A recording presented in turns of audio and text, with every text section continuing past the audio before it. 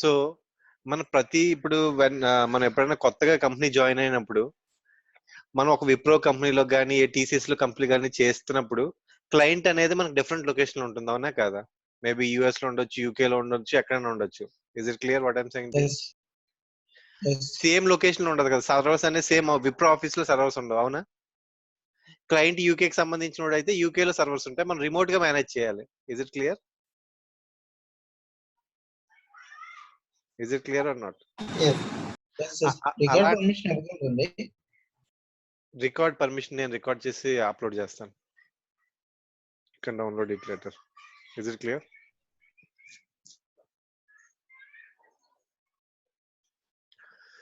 So మనం remote గా access చేయడానికి ఇప్పుడు అంత సిట్రిక్స్ ఉంటుంది అనమాట. సిట్రిక్స్ ద్వారా రిమోట్ గా సర్వర్స్ ని కనెక్ట్ అవుతారు. సో ఫర్ ఎగ్జాంపుల్ ఒక్కొక్క కంపెనీలో ఒక్కొక్క వెబ్ పోర్టల్ ఉంటుంది. For example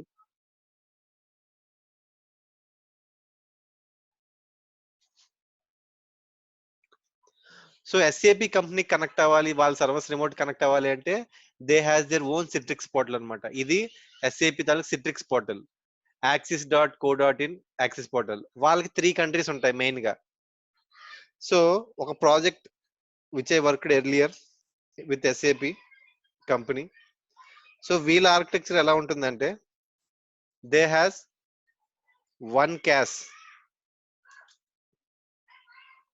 3 primary sites in 3 different location.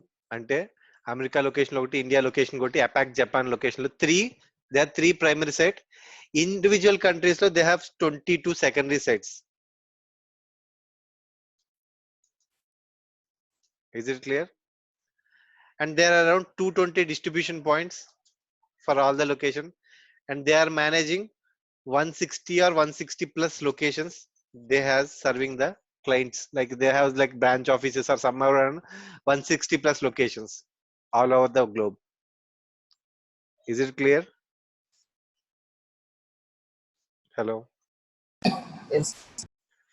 So Yeah. the mostly they are used to connect European. Then it will ask for the office project VDA. Let me check remote access. Okay, you will get a username and password, and your passcode means you need to log in with your username and the passcode. If you see a lot of IT people will be tagged some like passcode generator in their with the ID card. Have you seen any time? Yes. I see. So the passcode they has to generate with the secret code, and it will be valid only for 1 minute. Is it clear what I'm saying to you? The username password is common. For additional security, they are providing passcode. For example, you know someone's password, you cannot log into the company's account without that passcode. Is it clear? Is it clear what I'm saying to you? Okay. So in this way, they will connect remotely the servers and log in and work on their issues. Each and every company has the similar portal. Some companies has the password, some companies does not have the passcode. It depends upon the how security they are maintaining the infrastructure. Is it clear? Yes. So let me log into a different account which I am currently working.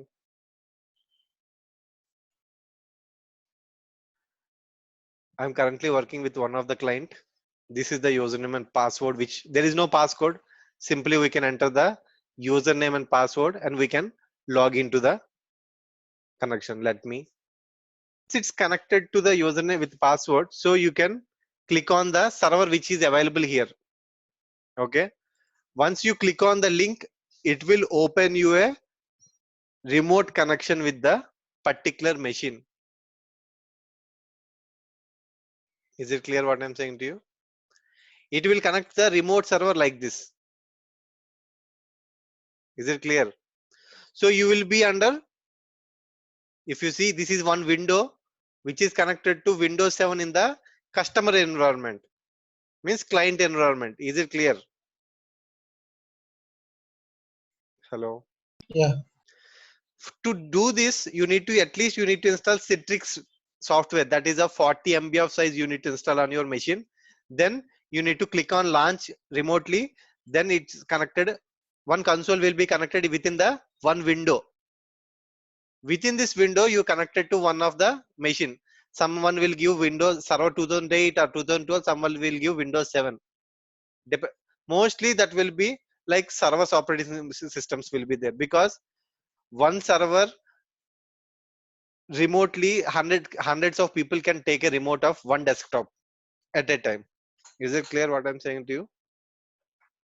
If it is a server operating system, at a time for the same server it can be connected more than 50 or 100 users at a time. So with one server they can work accordingly. They, if they have SCCM console or any other application, they can use it. Is it clear? Hello. Yeah. So once it's done, so here, then this server is called as a jump server. What server it called as? We are, it's a mediating server, then it's called a jump server.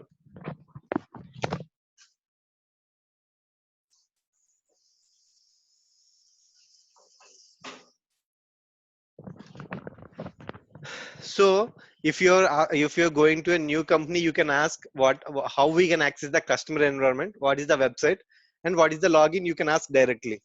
Is it clear? Hello. Yes. From here you need to connect your SCCM servers. Either you can connect primary or you cannot connect some other server, you can install distribution point. It's up to you. Is it clear what I'm saying to you? This is a jump server. If SCCM console is installed here, you can access from here. If not, you can, I have created a shortcut here using an MSTSC using my IP address. So I can log in remotely to one of the management point. I have installed SCCM console over the, in this console. Is it clear? I have installed SCCM console here. So here I can open my SCCM console and get access to my console. In this way, you will connect to your jump server in your company. From there, you can connect your primary server or any other server using MSTSC. You know how to connect using MSTSC, right? Yes. You need to know the list of servers which is in your company first. Am I right or wrong? You need to know your primary site server name. You need to database server name. You need to ask your colleague, may I know what are the server details, and they can send you in a list of Excel sheet. Then after connecting to the jump server, you can directly go to run and type MSTSC, and either you can give the computer name or the IP address, you can log in remotely. Is it clear? Yes. Any doubts so far?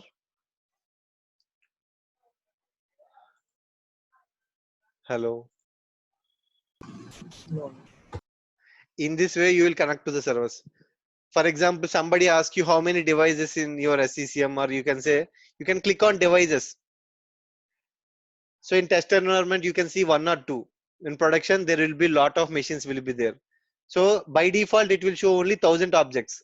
You need to click here to get all the device information. So you need to wait at least some 5 minutes or 10 minutes, depends upon the, it will load all the machines, how many machines are there in the SCCM console. Is it clear? Yeah.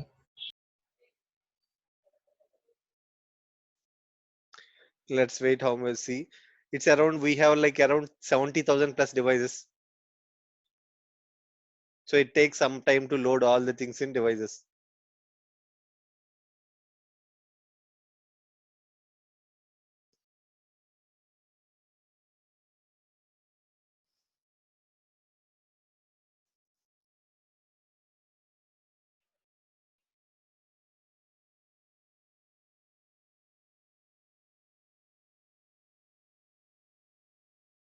It loads until it completes the files. Here you can see what operating systems it belongs to.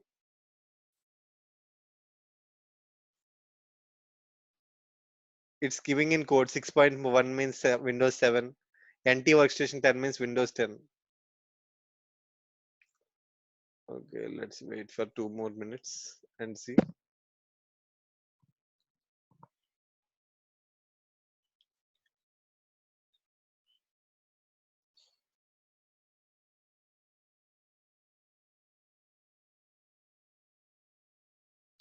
Okay, search This is one come. all employed is Hello. name. So it won't come directly operating system name. So we can have different like queries to get that. Okay. Even that you can identify using this code also. If it is workstation 10, that is Windows 10. If it is workstation 6 point server 6.3 means there will be some code you can search in internet. So there is some relevant codes will be there. Or on the devices, you can right click and go to the start resource explorer, which we discussed in hardware inventory. You can see it in the operating system node, Windows 10 Enterprise. Is it clear? Hello. Yeah. So one more thing, when you are searching any devices, so let me search some E0, some machine like let me take any machine from here itself. Let me make a note, go to the properties and take a name of any machine. Okay, let me copy this name. Copy.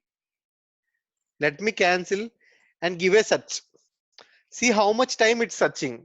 Let's calculate. It takes 1, 2, 3, 4, 5, 6, 7, 8, 9, 10, 11. So it takes more than 11 or 12 seconds. Am I right or wrong? Am I right or wrong? Yes. So while searching, so you can use a criteria from here. Click on add criteria. You are searching with name. So click on name, then add and click in the search criteria. 1, 2. Within 2 seconds, it has been searched your search devices. Is it clear what I'm saying to you? When you're Okay. searching rather than here, you add criteria. Search here, it will take very minimum time to search because it's shorting with the name. Normally, it has to search with all the fields. So you're giving only one field. So it's getting, you're reducing lot of time. Is it clear? Hello. Yes. Okay.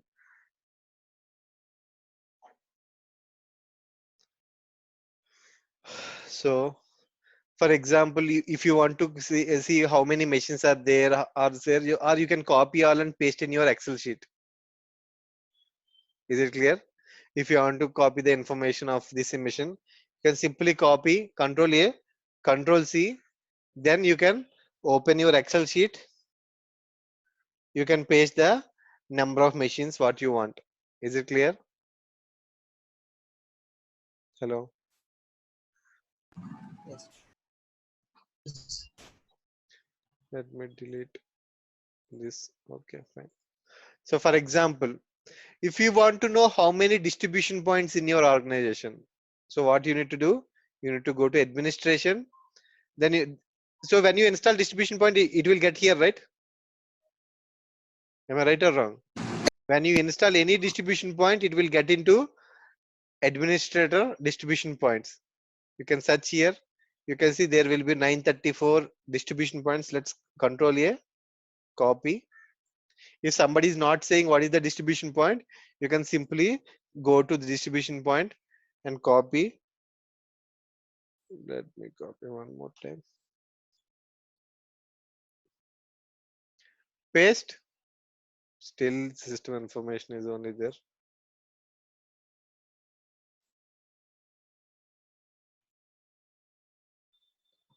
Control A.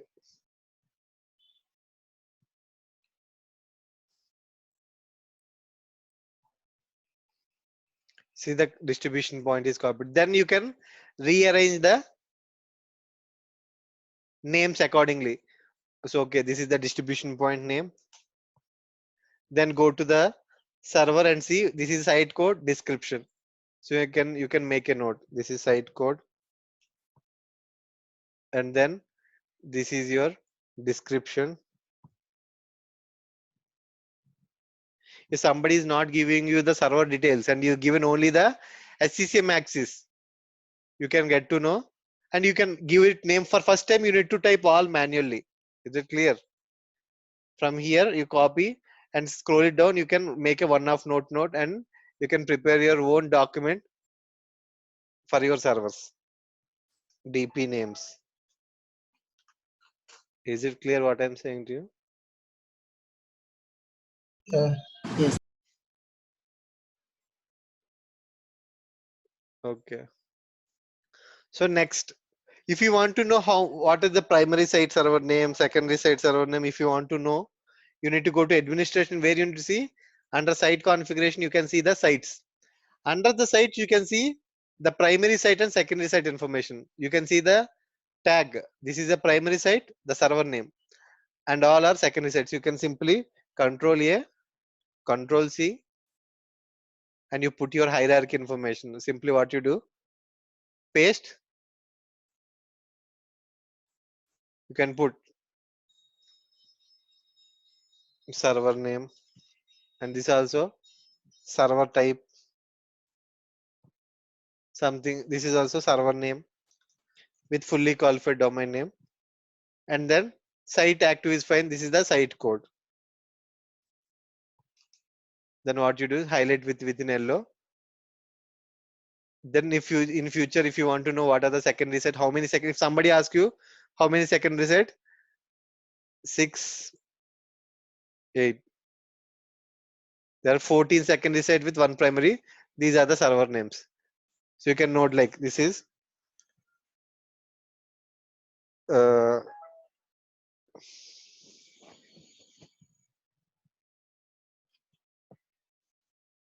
hierarchy information. And next, so like here there are all servers will be part of in the site servers. There will be 950 servers. Okay.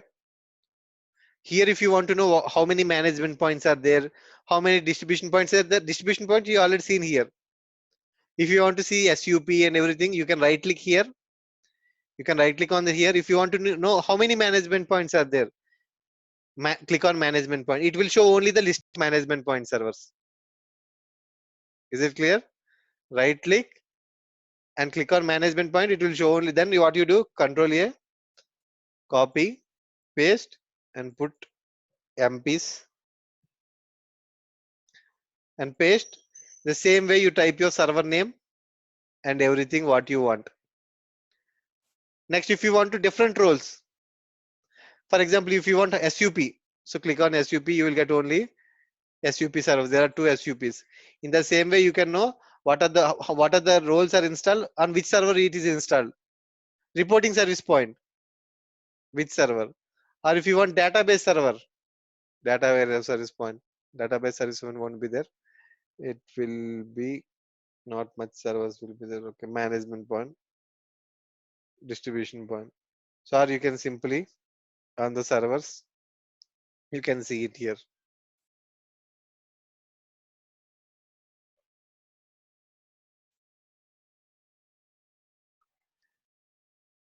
If you see here, all the distribution point management point will be site system servers. The primary site is primary site and secondary site information is type is secondary. In this way, you can copy all your information to Excel to track what servers has what information. Is it clear? Hello. Yes. In this way, if somebody is not giving you data, somebody is not there, if you want to know what are the server names and all there, you can simply copy paste from, if they given SCCM console read access, also fine, you can go and copy the server information and you put into your Excel sheet. Is it clear?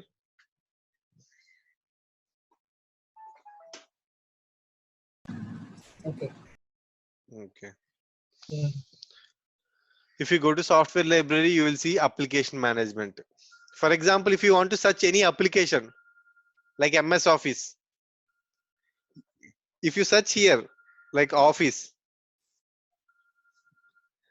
it won't come any results. Some it will come, some it may not come, because If it is part of application, it will come. If it is part of the subfolders, it won't come. Is it clear what I'm saying to you? If your application is installed, created here, it will come. If it is part of this subfolders, it won't come. Is it clear? Yeah. Then what you need to do, if you want to search in the sublocations, you need to click on all subfolders. Then you need to search for the office, so that it will search in this current location and also in the sublocation. If you see, now office 365 icon is there. If I cancel here the search, even the sublocation, now if I search for the office, let's see office 365 icon is there or not. Is it there? Okay, because it is created under this location. You can see it in object. If you right click and select object path, you can see what it resides, where it is resides. Generally, what you need to do when you're searching any application, you need to click on the current search node. Is it clear what I'm saying to you?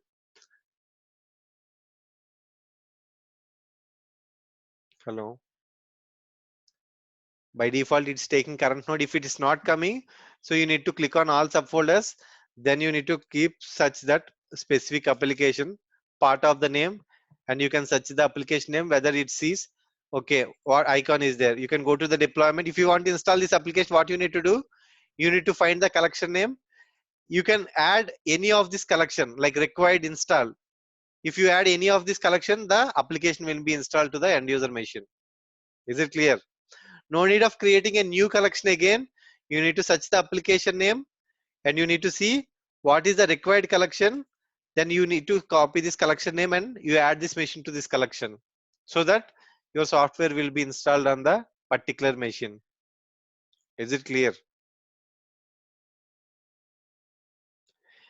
Here there are created lot of collections because each and every country has created individual collection to track the deployment. For example, if somebody asks you how many machines are Peru, take a report means if you deploy it in one collection, you cannot pull the report. Am I right or wrong? It will come with all the machine report. Is it clear? Hello. Yes. So if you're pulling a report with a specific collection, the machines which are in that particular, how if you deployed 100 machines to the Peru, you can get a result. Out of 100, 90 are success, 3 are fail. If you deploy all it in one collection, what happens?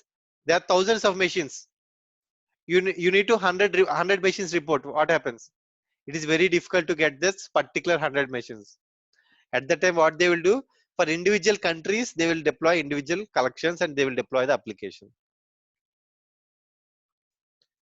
Is it clear what I'm saying to you? Hello. This was the applications. So for example, companies will use some, every company has packaging team. I said in the same way, if you go to the deployment type properties, they will write some, they will create one application, they will put into the PowerShell scripts. If you go to the content, you can see the content and the program. They are using PowerShell app deployment toolkit. So they will create this deployment and PowerShell deployment toolkit in silent, and they will create a package for a testing. Then we'll do for UAT and production deployment. So if you see the source, it will be in different location. For example, if this application is not getting installed on the end user machine, is it clear what I'm saying to you? If this application is not able to download or not able to install on the particular machine, hello, is it clear my question? Could you please? If this particular application is unable to download or unable to install on the one or two users, so what you need to do, you need to go to the properties of that deployment type, not on the application properties. You cannot see the content here. Okay, you cannot see the content here in the application properties. You need to select the deployment types, then you need to select properties of this application, then you need to go to the content, copy the source path. Okay, copy the source path and make a go to the notepad and save the location. Then you need to take the command line instruction, go to the properties. After taking the content, you need to copy also what, this command line instructions. So copy that also in the notepad. So now what you need to do, you need to contact the user. In the user machine, what you need to do, you need to open the command prompt as an admin. Is it clear what I'm saying to you? On the user machine, you need to command prompt as admin. You need to copy this content to local machine. Is it clear what I'm saying to you? Open the location, then you need to copy this software to on the user machine. You need to copy to the temp location somewhere in temp or somewhere. You need to copy and paste the software. Is it clear? Hello. Yes. After copying locally here, then you need to open the command prompt. Let me take a simple software because it's very big of 6 and 1 GB of size of MS Office. Let's we take this icon package. What I will do, go to the properties. Let me go copy the content, paste in my notepad. Then I know I need to also note the program of this on this machine. Okay, copy, paste. Then let me log into any test machine if I have anything. MSTSC. Okay.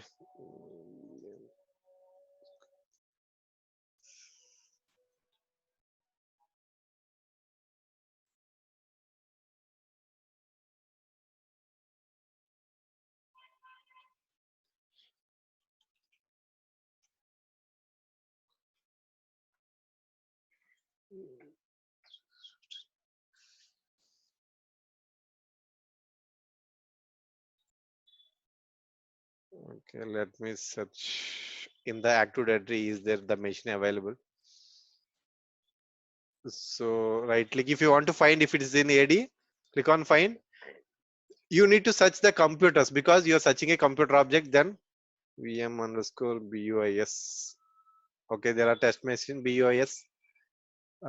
Test 14, 13 are available. Let me retry again. BUIS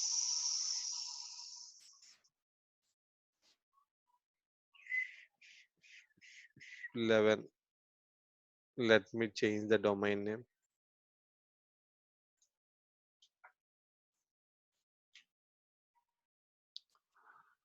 Okay, it's not working.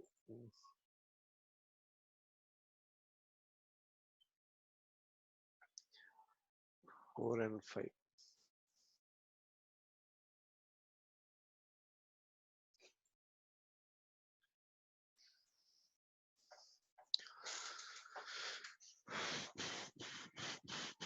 Okay, so we have a test lab. Let me log into a different PC from here. So we have virtual environment here where the test lab is. So this is the vSphere which I said you earlier for for the test machines where we have it in is pasted here. At the starting, I said you we need to connect to the any like test machines or we need to connect to the vSphere client in initial classes. So with this, you can log in and then you can search if you know the machine name, you can search, or if you're part of the name, you can search IC. Let me see the test machines are available. Let me copy this computer name ITW1064 SCCM 100. So there is typo mistake. ITW.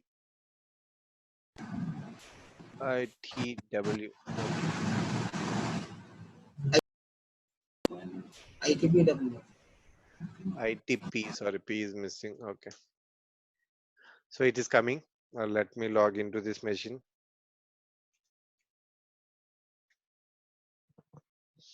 Okay, it's logging to this machine. It's Windows 10 machine. Somebody is working on the remote. I think currently. Maybe somebody is not logged out and went off, so you will get an access to it.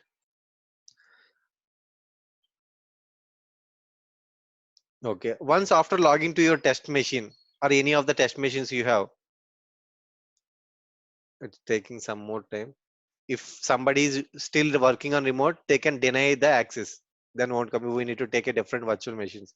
You need to know what test machines you in your organization, because test machine is mandatory to have. You need to ask, so do we have any test machines? Without test machines, if you want to do some troubleshooting, it cannot.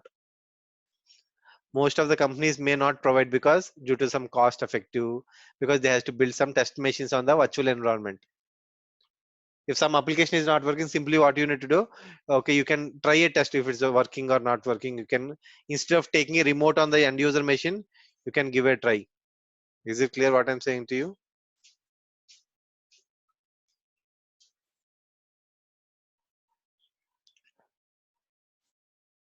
Still it's loading. Let's take one more PC at same time.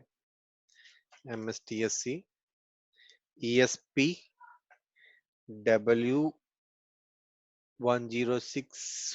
SCCM 1064 SCCM 003.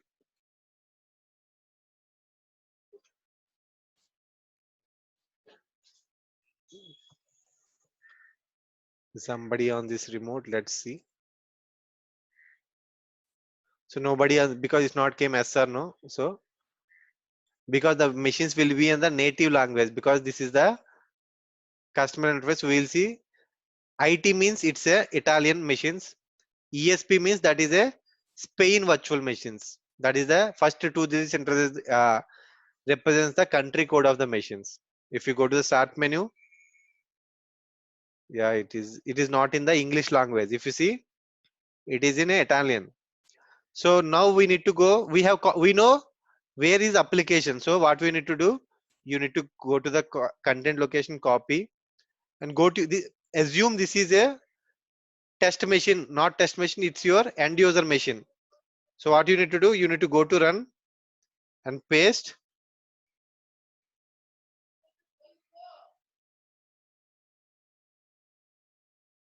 Is it clear? Enter,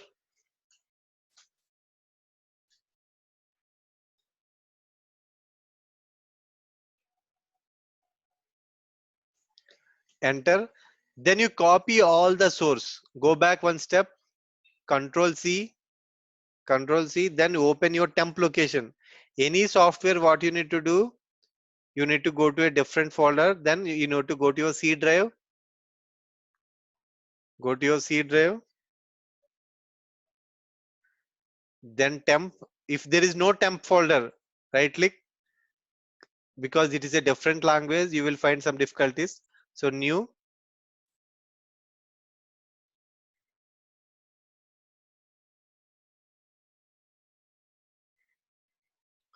It's loading very slowly.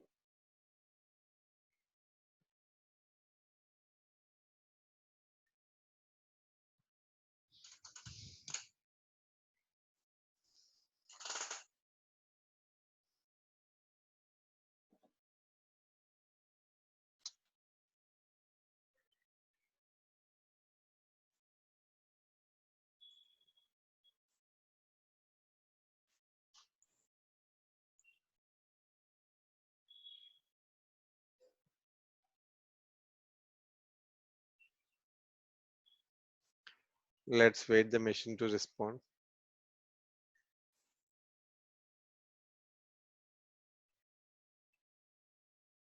So the windows are closed. Let me open the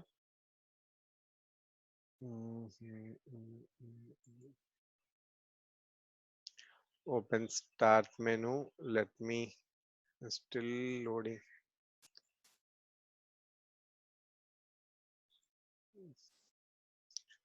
Let's see. Let me open the folder again.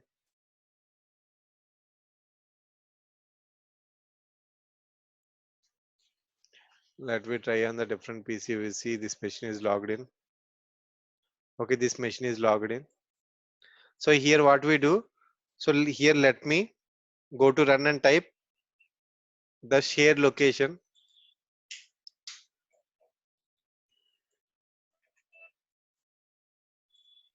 Let me copy this share location, copy and open in the notepad. Then go one step back, Control C and open your computer C drive. Let me go to my computer properties.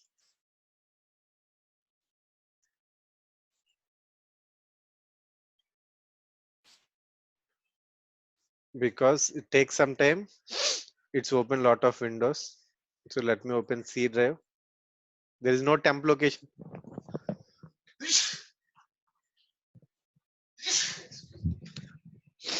See, this is a Spanish language, so you'll find so new the same way how English language, same carpeta for new folder. Let's create a temp location, then paste the folder here. So your software is saved here. Then what you need to do, you need to copy this location. Okay. Then open the command prompt as administrator, not with normal user. You need to open either PowerShell as an admin, or if it's not there, you can open as a command prompt also admin. If it's not there, what you can do, you can search in CMD, shift, hold shift and right click, or right click. So here also we'll face some different. See, eject as administrator, run as administrator. It's login as administrator. So what we need to do, we need to go to this path. For going to this path, what you need to do, CD space, paste the machine name, click on enter. Then you need to copy the command line which we have been copied. Is it clear what I'm saying to you? You need to copy the command line which is available in the programs on the command prompt. Let's copy paste and minimize all the folders first. It is the software to get a Office 365 icon on the user desktop. So let's open the command prompt, then hit enter. So in the back end, it will open a pop-up. Silent means there is no user's intervention will be there. Completely will be silent. Then you will get a one icon on the desktop if once the application is installed successfully. Is the icon is get here? Office 365. Hello. Okay. Yes. So in last, if you calling a deployment method silent, if you remove the deployment method silent, then you will get a prompt. So we not given quotations. Let's see here is something. It's already installation is completed. So it's saying installation is completed. Let's copy a different software. Just give me 1 minute.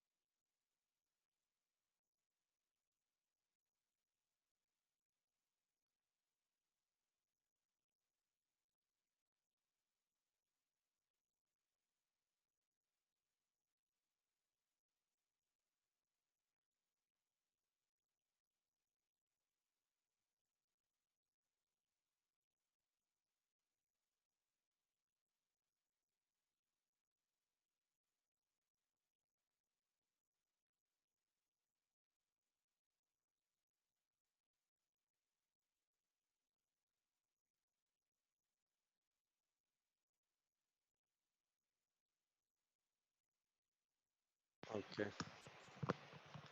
So in this way, you can install software. For example, let me take a different software from the console.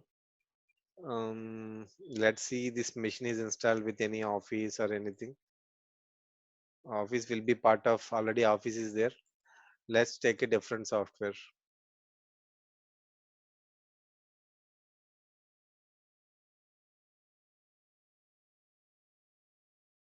If we expand applications, there will be Adobe and everything. Okay. Let's take not know Google, Java, Microsoft applications.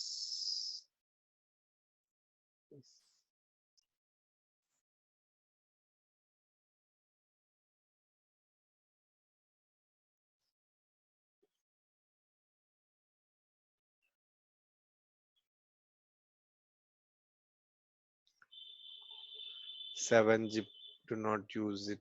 Okay.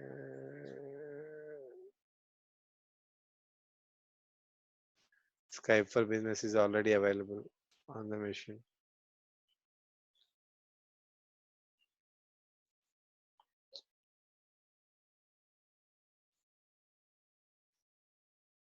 So Chrome 70.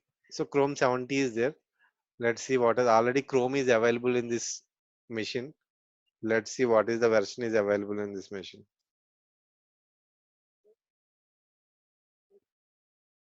Let's see Google Chrome is there. 64 is there. Is it clear? So let me copy the, if you want to install Google Chrome, you need to go to the deployment types.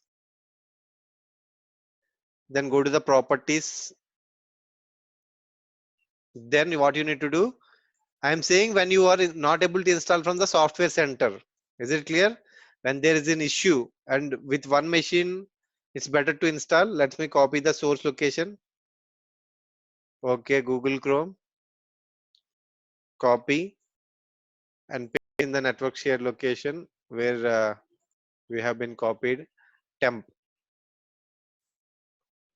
Let me paste. This name is, okay, it's updated with the Chrome. So let me create a new folder called Chrome, paste. So after going to this location, I need to copy this path.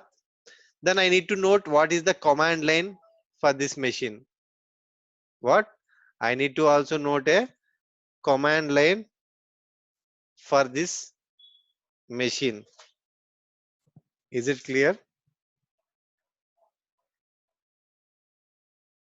Yes.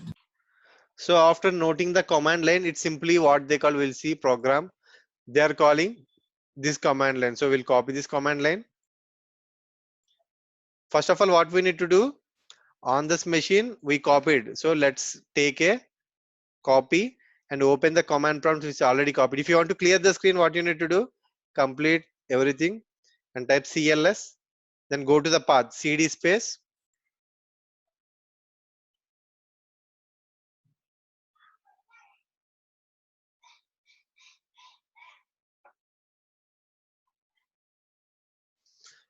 enter. Then you need to copy the control A command line, copy and paste the command line, enter. So the software is getting installed. If you see, the old version is there, 64. Now Google Chrome is removed, old version is removed. If you see, there is no Chrome here. After some time, there will be new version getting replaced with the 64 with 70. It takes some time.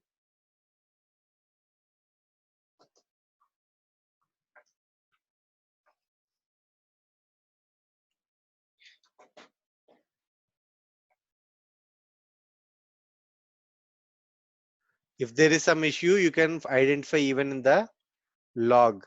So because the log location which we had discussed, so you can see it in the Windows temp chrome.log if there is any issues. If there is something issues while installing, it's failed, unable to install, you can see it in this log. That's why there will be a big command line for the installation. Is it clear? See, Google Chrome 7. Before we have what version we have? Hello. 70. Before we have 64. Now it is installing with 70. Is it clear? Hello. Yes. In the same way, If you take about a different applications, you can install in the same way. Simply installing, if software center is not working, you simply to manually fix very easily, you can copy the source, you note down the command line, then you can install them. Is it clear?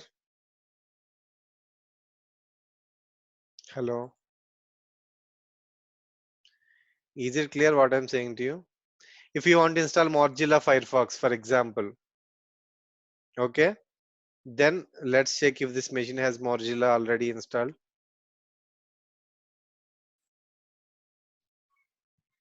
Not there.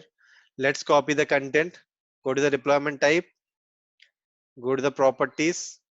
Generally, if it is already installed, where you will go to, you simply go to the software. If you already is deployed, you can go to start menu and search for the software center, then open. Then you can see here a failed something error in the failed, or it's not downloading and all. Then you simply, to fix very easily, then you can give a try. Is it clear? Hello. Yeah. Let me copy the content first to the local machine. Let me copy the location. Let me go back and create one more folder called, the temp is the best place to copy, not other locations. Firefox, paste. Sorry, first I need to open. I already opened the content, not open. So paste. Now I need to go one step back and copy. This is a PowerShell script, okay, which is developed. Earlier we see normal batch script. So let's go back to our temp location. This is not temp location. Firefox. Okay, copy to the temp location. It is around 225 to some MB. So wait for some time, because sometimes software takes more than 50 minutes, because it's in different server. The client will be in a different location. So it takes some time. You need to wait. Then open the installation, copy.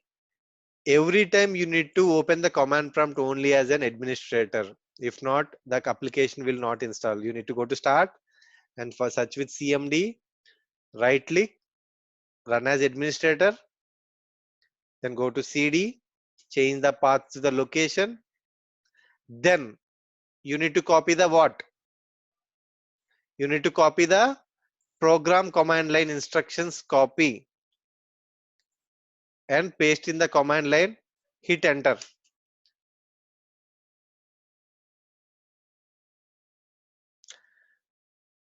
Sometimes users will get a pop-up like this. You are about to install a software. Because this is in the native language, click on OK.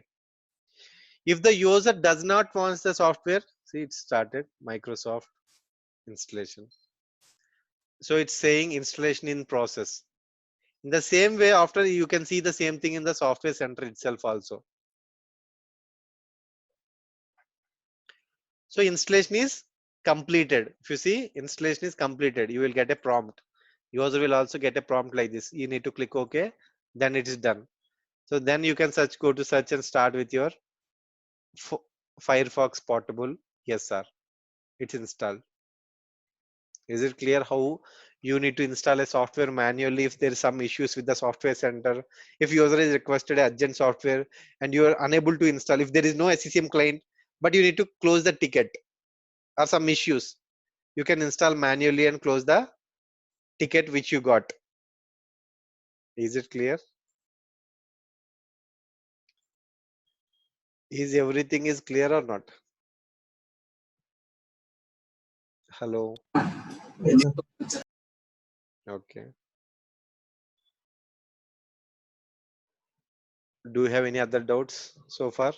So if you want to install package also, in the same way, you go to the software library, go to the packages. Okay. If you want to install any of the package, you simply Down Microsoft. Yes. Any package if you want to install, you need to copy the source and this program. You need to copy this program as the command line. Is it clear what I'm saying to you?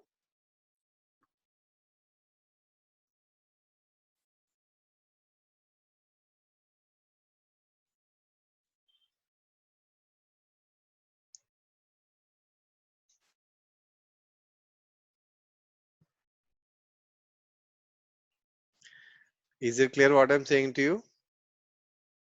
Hello. Okay. If you want to install any of the software from the packages, there is no much packages created.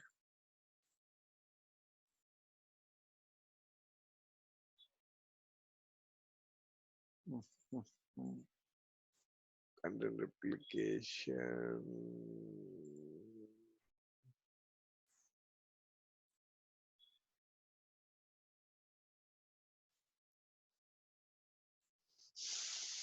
So when you are installing any package, what you need to do? If you want to install this, you go to the properties of the package and you need to copy from the data source. You need to copy the source content and open copy locally. The command line, you need to take the properties of the program. Whatever the command is there, you need to copy and hit enter in your command prompt. Is it clear? In the application, you take as deployment type properties. Here the package properties, you will get the source location. In the program itself, you will get the command prompt, what you need to install, command what you need to install. Is it clear? Hello. Yes. That's it about the normal. If you face any issues, simply you can fix it by installing package or application manually on the end user machine.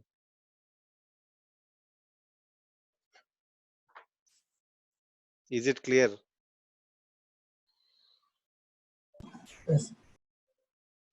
Do you have any other doubts?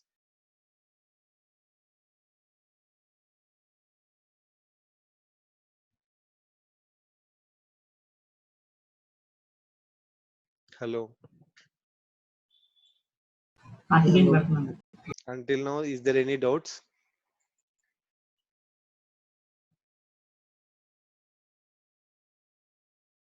Hello. So let's continue. So మనం ఇప్పుడు application package ఎప్పుడైనా trouble shooting వస్తే చూసాం. Is it clear about Yes. Application package? Okay.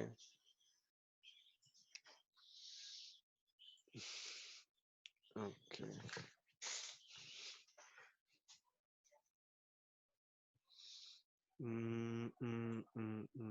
Okay. So coming to software updates.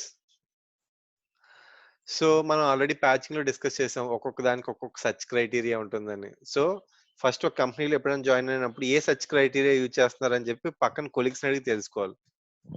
Already అది existing project అయితే. Is it clear? Hello. లేకపోతే ఏదైనా current search node లో ఎన్ని సర్చ్ క్రైటీరియాలు ఉన్నాయని చూసుకొని దాన్ని బట్టి దాని మీద డబుల్ క్లిక్ చేసి అది ఏ సర్చ్ క్రైటీరియా వాడాలి అనేది మనం తెలుసుకోవాలి. Is it clear? సో చాలా సర్చ్ క్రైటీరియాలు ఉండొచ్చు, దాన్ని బట్టి ఏ సర్చ్ క్రైటీరియా వాడుతున్నారో దాని మీద సెర్చ్ చేసుకొని చూసుకోవాలన్నమాట. కొంతమంది monthly quality role up install చేసుకోరు, కొంతమంది ఇన్స్టాల్ చేసుకుంటారు, కొంతమంది required greater than equal to 1 పెట్టుకుంటారు, కొంతమంది పెట్టుకోరు. సో ఇవన్నీ అడిగి తెలుసుకోవాలి. ఓకేనా? సో దాన్ని బట్టి మంత్లీ గ్రూప్ క్రియేట్ చేసుకోవడం, సపరేట్ గా డిప్లాయ్ చేసుకోవడం. ఫర్ ఎగ్జాంపుల్ మీకు ఎవరు కేటీ ఇవ్వలేదు, అప్పుడు ఏం చేస్తారు? లాస్ట్ 6 months కంపేర్ చేసుకోవాలి. For example 2019-05 last previous 2 months ఎన్ని డిప్లాయ్మెంట్స్ ఉన్నాయి, అసలు నేమింగ్ కన్వెన్షన్ ఏం ఫాలో అవుతున్నారు. ఓకే, 3 డిప్లాయ్మెంట్స్ ఉన్నాయి. దీంట్లో కలెక్షన్స్ ఎన్ని ఉన్నాయి, ఇవన్నీ ఒక ఎక్సెల్ షీట్ లో నోట్ చేసుకోవాలి. టెస్ట్ కలెక్షన్స్ కి ఏం యూజ్ చేసుకుంటున్నారు, యూఐటీకి ఏం యూజ్ చేసుకుంటున్నారు, డేట్ వైజ్ చూసుకోవాలి. ఓకే, ఏ డేట్ కి ఏది స్టార్ట్ చేస్తున్నారు. ప్రతి మంత్ ఒకే టైంకి స్టార్ట్ చేస్తున్నారా, వేరే వేరే డిఫరెంట్ మంత్స్ స్టార్ట్ చేస్తున్నారా, ఇవన్నీ ఒక 6 మంత్స్ అనలైజ్ చేయాలి మీరు. లాస్ట్ 6 మంత్స్ అంటే ఎవరు కేటీ ఇవ్వకపోతే ఎన్ని కలెక్షన్ డిప్లాయ్ చేస్తున్నారు ఎవ్రీ మంత్, ఆ టైము డేట్ ఏంటి, దాన్ని బట్టి కంపేర్ చేసుకోవాలి. ఓకే, పలానా ఏదో టైం డిప్లాయ్ చేస్తున్నారా, లేకపోతే స్పెసిఫిక్ 1 o'clock కి 2 o'clock కి డిప్లాయ్ చేస్తున్నారా, ఆ డేట్ సండే వస్తుందా, వెడ్నెస్డే వస్తుందా, ఫ్రైడే వస్తుందా అనేది లాస్ట్ 6 మంత్స్ కి ఏం చేయాలి, మీరు ఎక్సెల్ షీట్ లో మాన్యువల్ గా స్క్రీన్ షాట్లు తీసి పెట్టుకొని కంపేర్ చేసుకోవాలి మీ అనాలిసిస్ లో. అర్థమైందా? సో డిప్లాయ్మెంట్ ప్యాకేజ్కి వచ్చేసరికి, డిప్లాయ్మెంట్ ప్యాకేజ్ ఎక్కడ సేవ్ చేస్తున్నారు, ఏ లొకేషన్ లో సేవ్ చేస్తున్నారు, ఆ లొకేషన్ పాత్ తెలుసుకోవాలి. సో ఆ ప్యాకేజ్ ప్రాపర్టీస్ లోకి వచ్చి అది మీడియం పెడుతున్నారా, అక్కడ టిక్ ఉందా లేదా, డిస్ట్రిబ్యూషన్ మీడియం పెడుతున్నారా, హై పెడుతున్నారా, ఇవన్నీ ఒక దాంట్లో నోట్ చేసుకొని, సో కొత్తగా క్రియేట్ చేసినప్పుడు ఏం చేస్తారు, ఈ లొకేషన్ కాపీ చేసుకుంటారు, లొకేషన్ కాపీ చేసుకొని ఆ లొకేషన్ లో కొత్త ఫోల్డర్ క్రియేట్ చేసుకుంటారు. న్యూ ప్యాకేజ్ క్రియేట్ చేయాలంటే ఏం చేస్తారు, ఈ మంత్ 2019 ఇదన్నీ ఒకే ఫోల్డర్ ఫాలో అవుతున్నారు, 2019 0123, అలాగే కొత్త మంత్ కావస్తే 2019 07 08 అప్డేట్స్ అని కొత్త క్రియేట్ చేసి, నార్మల్ గా ఎలా అయితే మనం ప్యాచింగ్ డౌన్లోడ్ చేస్తామో అలా డౌన్లోడ్ చేసుకోవడం respective packages. Is it clear? ఎన్నిటికి డిస్ట్రిబ్యూట్ చేస్తున్నారు ఏంటి, అన్ని డిస్ట్రిబ్యూట్ చేస్తున్నారా ఏంటి అనేది చేసుకొని ఆ కలెక్షన్స్ నోట్ చేసుకొని, సో ఇంకా డిప్లాయ్మెంట్ సెట్టింగ్స్ ఏం చేస్తున్నారు వాటిలన్నిటికి స్క్రీన్ షాట్ తీసుకోవాలి.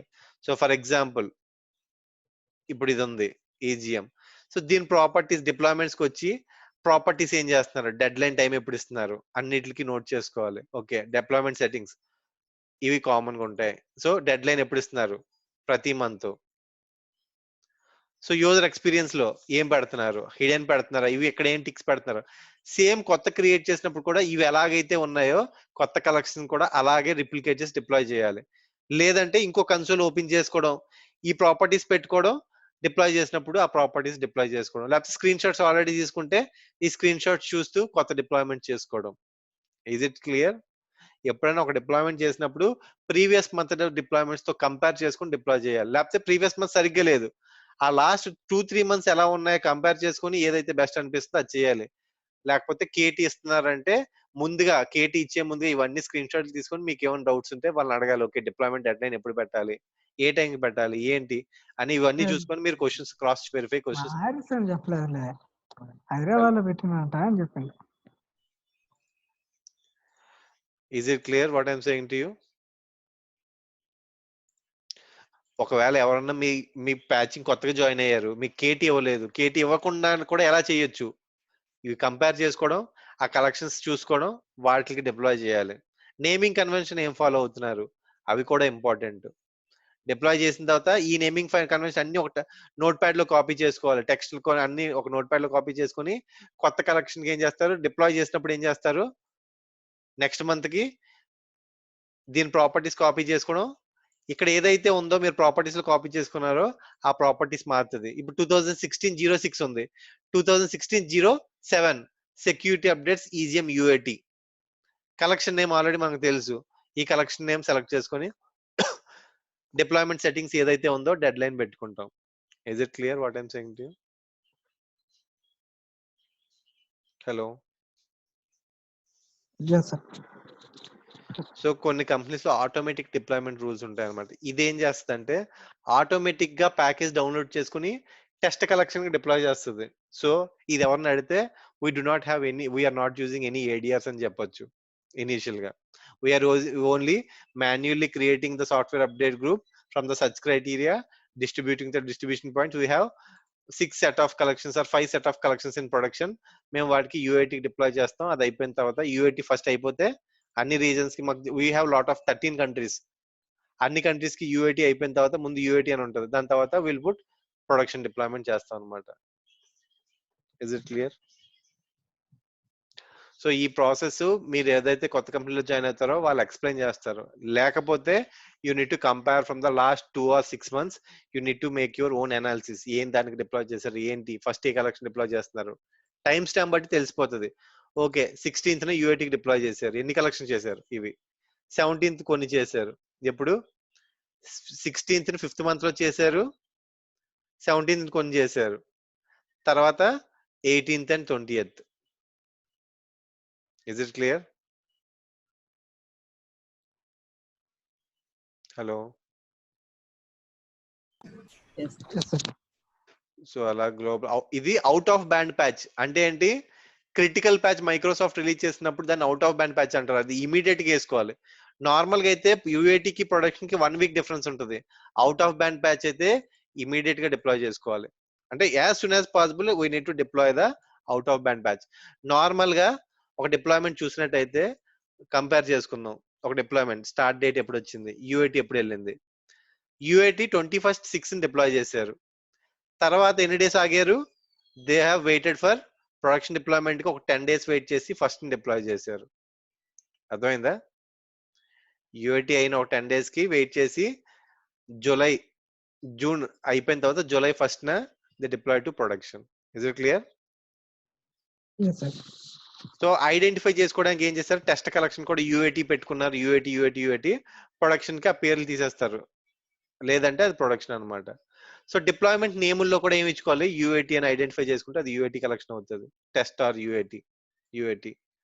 సో అది లేదు అంటే these under all production collections. Is it clear? Hello. Yes. Okay. So ఇలాగా జనరల్ గా కేటీ ఇస్తారు, ఇవ్వకపోతే we need to compare from the last 6 months. Worst cases లో అంటే మీరు జాయిన్ అయ్యారు, మీరు జాయిన్ అయ్యక ముందే మీరు రిలీవర్ మానేసి వెళ్ళిపోయాడు. అవుట్ ఆఫ్ 10 కేసెస్ ఒక కేసులో జరిగే అవకాశం ఉంటుంది. ఎవరు లేరు, మీరు ఒక్కనే తీసుకున్నారు ప్రాజెక్ట్ లో. అలాంటప్పుడు ఏం చేయాలి, ఎలా హ్యాండిల్ చేయాలి ప్రాజెక్ట్ ని? So you need to previous గా ఏం డిప్లాయ్మెంట్ చేశారు అన్ని కంపేర్ చేసుకొని you need to do R&D, take a screenshots, compare. Then you need to అదే కలెక్షన్స్ ఉంటాయి, యూఐటీ కలెక్షన్ అది ఏ ఫోల్డర్ లో ఉందో తెలుసుకోవాలి, సెర్చ్ చేసుకొని. ఇప్పుడు ఈ కలెక్షన్ ఉంది, ఇది కలెక్షన్ నేమ్ ఈజిఎం ఈజిపి జియుటి అని ఉంది, దీన్ని డిప్లాయ్ చేశారు. సో ఇది ఏ లొకేషన్ లో ఉందో ఎలా తెలుస్తుంది? సో సెర్చ్ చేయాలి first, device collection, all sub folders పెట్టుకోవాలి. డిఫాల్ట్ గా ఈజిపి జియుటి అని కొడితే రాదు అది. ఎందుకు? ఈ కలెక్షన్ లోనే సెర్చ్ చేస్తుంది. మనం డివైస్ మీద కలెక్షన్ మీద సెర్చ్ చేస్తే ఒక 1 minute ఉండాలి. ఉన్న తర్వాత ఇక్కడ క్లిక్ చేస్తేనే మాత్రమే ఆల్ సబ్ ఫోల్డర్స్ అని వస్తుంది. అప్పుడు ఈజిపి జియుటి అని కొట్టి సెర్చ్ చేస్తే కలెక్షన్స్ వస్తుంది. అది ఏ లొకేషన్ లో ఉందో ఎలా తెలుస్తుంది? దాని మీద రైట్ క్లిక్ చేసి ఆబ్జెక్ట్ పాత్ మీద క్లిక్ చేసుకోవాలి. చేసుకుంటే అది ఏ లొకేషన్ లో ఉందో చెప్తుంది. ఏ లొకేషన్ లో ఉంది? ప్యాచ్ మేనేజ్మెంట్ కలెక్షన్స్ లో ప్రొడక్షన్స్ లో 2019 లో జూన్ లో ఉంది. ఎక్స్పాండ్ చేసుకుంటే ప్యాచ్ మేనేజ్మెంట్ కలెక్షన్స్, దాంట్లో ప్రొడక్షన్ ఫోల్డర్, దాంట్లో 2000 అంటే ఎవ్రీ మంత్ ఒక కొత్త కలెక్షన్ క్రియేట్ చేస్తున్నారు. మార్చ్, ఆగస్టు, జూన్ క్రియేట్ చేసుకుంటున్నారు, ఇన్స్టాల్ చేస్తున్నారు. Is it clear? సో ఎలా చేస్తున్నారు? ఆల్రెడీ ప్రొడక్షన్ కి డిఫాల్ట్ కలెక్షన్స్ ఉంటాయి. అర్థమైందా? ఇక్కడ ప్రొడక్షన్ డిఫాల్ట్ కలెక్షన్స్ ఉన్నాయి. అండర్ యూఐటీ ఇక్కడ చూసినట్టయితే ప్రొడక్షన్ ఉంది. ఇక్కడ చూసినట్టయితే యూఐటీకి యూఐటీ ఫోల్డర్ ఉంది, అన్ని కలెక్షన్స్ యూఐటీ ఉన్నాయి, ప్రొడక్షన్ కలెక్షన్స్ ఉన్నాయి. ఇక్కడ వీళ్ళు ఏం చేస్తున్నారంటే ఏంటి, ఈజిపి జియుటి. సో వీళ్ళు ప్రతి మంత్ ఇంక్లూడ్ కలెక్షన్స్ యూజ్ చేస్తున్నారు. ఒక కొత్త కలెక్షన్ క్రియేట్ చేసుకోవడం, ఆల్రెడీ ఎగ్జిస్టింగ్ ప్రొడక్షన్ ని ఈ కలెక్షన్స్ కి ఇంక్లూడ్ చేసుకుంటున్నారు. ప్యాచ్ వద్దు అనుకున్న మెషిన్స్ కి ఎక్స్క్లూడ్ చేస్తున్నారు. Is it clear what I'm saying to you? Hello. Yes, sir. కొత్త కలెక్షన్ క్రియేట్ చేసుకోవడం, ఆల్రెడీ ఎగ్జిస్టింగ్ గా యూఐటీ స్టాండర్డ్ కలెక్షన్ కొన్ని ఉంటాయి కదా, అవి ఇంక్లూడ్ చేసుకుంటున్నారు. ప్యాచింగ్ వద్దు అనుకున్న మెషిన్స్ కి ఎక్స్క్లూడ్ చేసుకుంటారు. ఎక్స్క్లూడ్ ఎందుకు చేస్తారు? ప్రతి కంపెనీలో కొన్ని మంది ఎక్స్క్లూడ్ చేస్తారు. Excluding from production patching. కొన్ని మంది ప్యాచ్ వద్దు అనుకున్న ఎక్స్క్లూడ్ చేస్తారు. కొన్ని మంది ఏం చేస్తారంటే machines which are not connecting more than 90 days కూడా ఎక్స్క్లూడ్ చేస్తారు. Is it clear what I'm saying to you? Hello. ఇక్కడ ఎక్స్క్లూడ్ కలెక్షన్ చూసుకుంటే ఇన్యాక్టివ్ మోర్ దాన్ 30 days ఉంది. అంటే ఏంటి? ఇప్పుడు ఫర్ ఎగ్జాంపుల్ మన దగ్గర 100 మెషిన్స్ ఉన్నాయి. 100 మెషిన్స్ లో ఒక 30 మెషిన్స్, 1000 మెషిన్స్ తీసుకుందాం, 1000 మెషిన్స్ ఉన్నాయి ఒక ఆర్గనైజేషన్ లో. దాంట్లో ఒక 100 మెషిన్స్ అనేవి యూజర్స్ ఆఫీస్ కి రావట్లేదు ఒక 60 డేస్ నుంచి. అర్థమైందా? అంటే కంప్లైంట్స్ ఎంత ఉన్నట్టు మన దగ్గర? 90%. అవునా? 1000 లో 100 పోతే ఎంత ఉంటాయి? 900 మెషిన్స్. అంటే 900 మెషిన్స్ సక్సెస్ గా ఇన్స్టాల్ అయితే మన పర్సంటేజ్ ఎంత? 90. అన్ని సక్సెస్ అయితే 900 మెషిన్స్ సక్సెస్ అయితే we will get. But 900 success అవుతాయా? వర్క్ స్టేషన్స్ కి జనరల్ గా వీ వోంట్ అచీవ్ 100%. ఎవరన్నా 100% అచీవ్ చేస్తారంటే ఏ కంపెనీ తీసుకోండి, విప్రో తీసుకో, టీసీఎస్ తీసుకో, ఏదన్నా తీసుకో, nobody will assure. Even Microsoft చెప్పదు they will give 95% also, they won't give assurance 99 కూడా ఎవరు. Is it clear? So only banking sector will approve for 99%. Other companies will give only 95% అడుగుతారు client. అంటే నీ దగ్గర 1000 మెషిన్స్ ఉంటే 950 machines unit install, 50 machines అనేది negligible. అర్థమైందా? కొన్ని మంది 85 మాత్రమే ఇస్తారు. Is it clear? So I have friend working in Wipro, they will give only 85. కొన్ని మంది 80 to 85, కొన్ని మంది 90 ఇస్తారు. అంటే క్లయింట్ మినిమం అంత మెయింటైన్ చేయాలన్నమాట. కొన్ని మంది 95 అడుగుతారు. అర్థమైందా? Depends. At least we need to maintain 90 to 95. SCCM client 100% ఉంటే అది ఖచ్చితంగా ప్యాచెస్ అయిపోతాయి. ప్యాచెస్ లో ఇష్యూస్ రావు. అర్థమైందా? సో అలాంటప్పుడు ఏం చేస్తారంటే ఈ 100 మెషిన్స్ ఎవరైతే యూజర్స్ కనెక్ట్ అవ్వరో క్లయింట్ కి మెయిల్ పెట్టాలన్నమాట. అంటే ఇనీషియల్ గా ఒక అగ్రిమెంట్ పట్టుకోవాలి. ఎవరైతే యూజర్స్ 160 డేస్ కంటే కనెక్ట్ అవ్వరో వాళ్ళని ఈ ప్యాచింగ్ నుంచి ఎక్స్క్లూడ్ చేస్తారు కలెక్షన్ లో. అప్పుడు ఏమవుతుంది? టోటల్ యూజర్స్ ఎన్ని అవుతారు? 900 యూజర్స్ అవుతారు. Is it clear? Is it clear what I'm saying to you? Yes. ఈ 60 డేసా 45 డేసా అనేది క్లయింట్ తో మనం అగ్రిమెంట్ తీసుకోవాలి. యూజర్స్ 45 డేస్ నుంచి కనెక్ట్ అవ్వకపోతే తీసేయాలా, 60 డేస్ నుంచి తీసేయాలా, 90 డేస్ నుంచి తీసేయాలా అనేది అగ్రిమెంట్ చేయాలి. లేకపోతే ఈ కంప్లైంట్స్ అనేది మనం తెచ్చకపోతే ఏమవుతుందంటే we need to pay penalty. అంటే ఎవరైతే ఇప్పుడు విప్రో లో ఒక క్లయింట్ పనిచేస్తుంది, సమ్ ఎక్స్ అనే కంపెనీ, వాడికి 95% చూపించకపోతే వాడి పెనాల్టీ విప్రో మీద వేస్తాడు అనమాట. Is it clear? సో అలా వేయకుండా ఏం చేయాలి? It's an issue with your users. మీ యూజర్స్ మీరు ఆఫీస్ తెచ్చుకుంటే we can install. Is it clear? So they are not coming to users, that's why we will exclude this machines from the patch collection. So total users తగ్గుతారు. 900 కి deploy చేస్తాం. ఈ 900 లో there will be some issues. ఒక 50 machine మీద errors వస్తాయి. So we can rectify later. So 800 success అవుతే ఒక 50 ఆర్ 60 ఆర్ ఇన్ ప్రాసెస్ లో ఉంటాయి. ఇన్ ప్రాసెస్ అంటే it requires a reboot. Some times ఇవి రీబూట్ అయితే ఆటోమేటిక్ గా వస్తాయి. సో కొన్ని కంపెనీస్ ఏం చేస్తాయంటే రీబూట్ ఆటోమేటిక్ గా పెట్టరు, సప్రెస్ పెడతారు. Is it clear? సప్రెస్ అంటే మనం చూసాం రీబూట్ ఆటోమేటిక్ అవ్వదు. అలాంటి వాటికి క్లయింట్ అనేది 95 ఇవ్వకపోయినా పర్లేదని ఎక్స్పెక్ట్ చేస్తాడు అనమాట. ఎందుకంటే రీబూట్ అయితేనే మనకు ప్యాచ్ కంప్లైంట్స్ వస్తుంది. అర్థమైందా చెప్పింది? రీబూట్ అయితేనే వస్తుంది. కస్టమర్ ఏమంటాడు? మాది ఎంప్లాయ్ ఫ్రెండ్లీ కంపెనీ, మేము రీబూట్ పెట్టమంటాడు. Then they will be agreed to 80% or 85% వచ్చినా పర్లేదని దే యాక్సెప్ట్ చేస్తారనమాట. అర్థమైందా చెప్పింది? Hello. Yes, sir. So reboot ఉన్న కంపెనీస్ మాత్రం they will get easily 19 to 95%. 90% ఈజీగా వచ్చేస్తుంది డిప్లాయ్ చేసిన ఒక 10 days 15 days లో. తర్వాత ఏదైతే కలెక్షన్ డిప్లాయ్ చేస్తామో ఆ మెషిన్ కి వచ్చి, ఆ కలెక్షన్ కి వచ్చి రైట్ క్లిక్ చేసి ఎవ్రీ 2 hours ఒకసారి software update evaluation cycle run చేస్తూ ఉండాలన్నమాట. ఏం చేయాలి? Evaluate software updates. ఏదైతే ప్యాచెస్ ఎర్రర్ లో ఉన్నాయో మళ్ళీ రీట్రై అవి సక్సెస్ అయిపోతూ ఉంటాయి.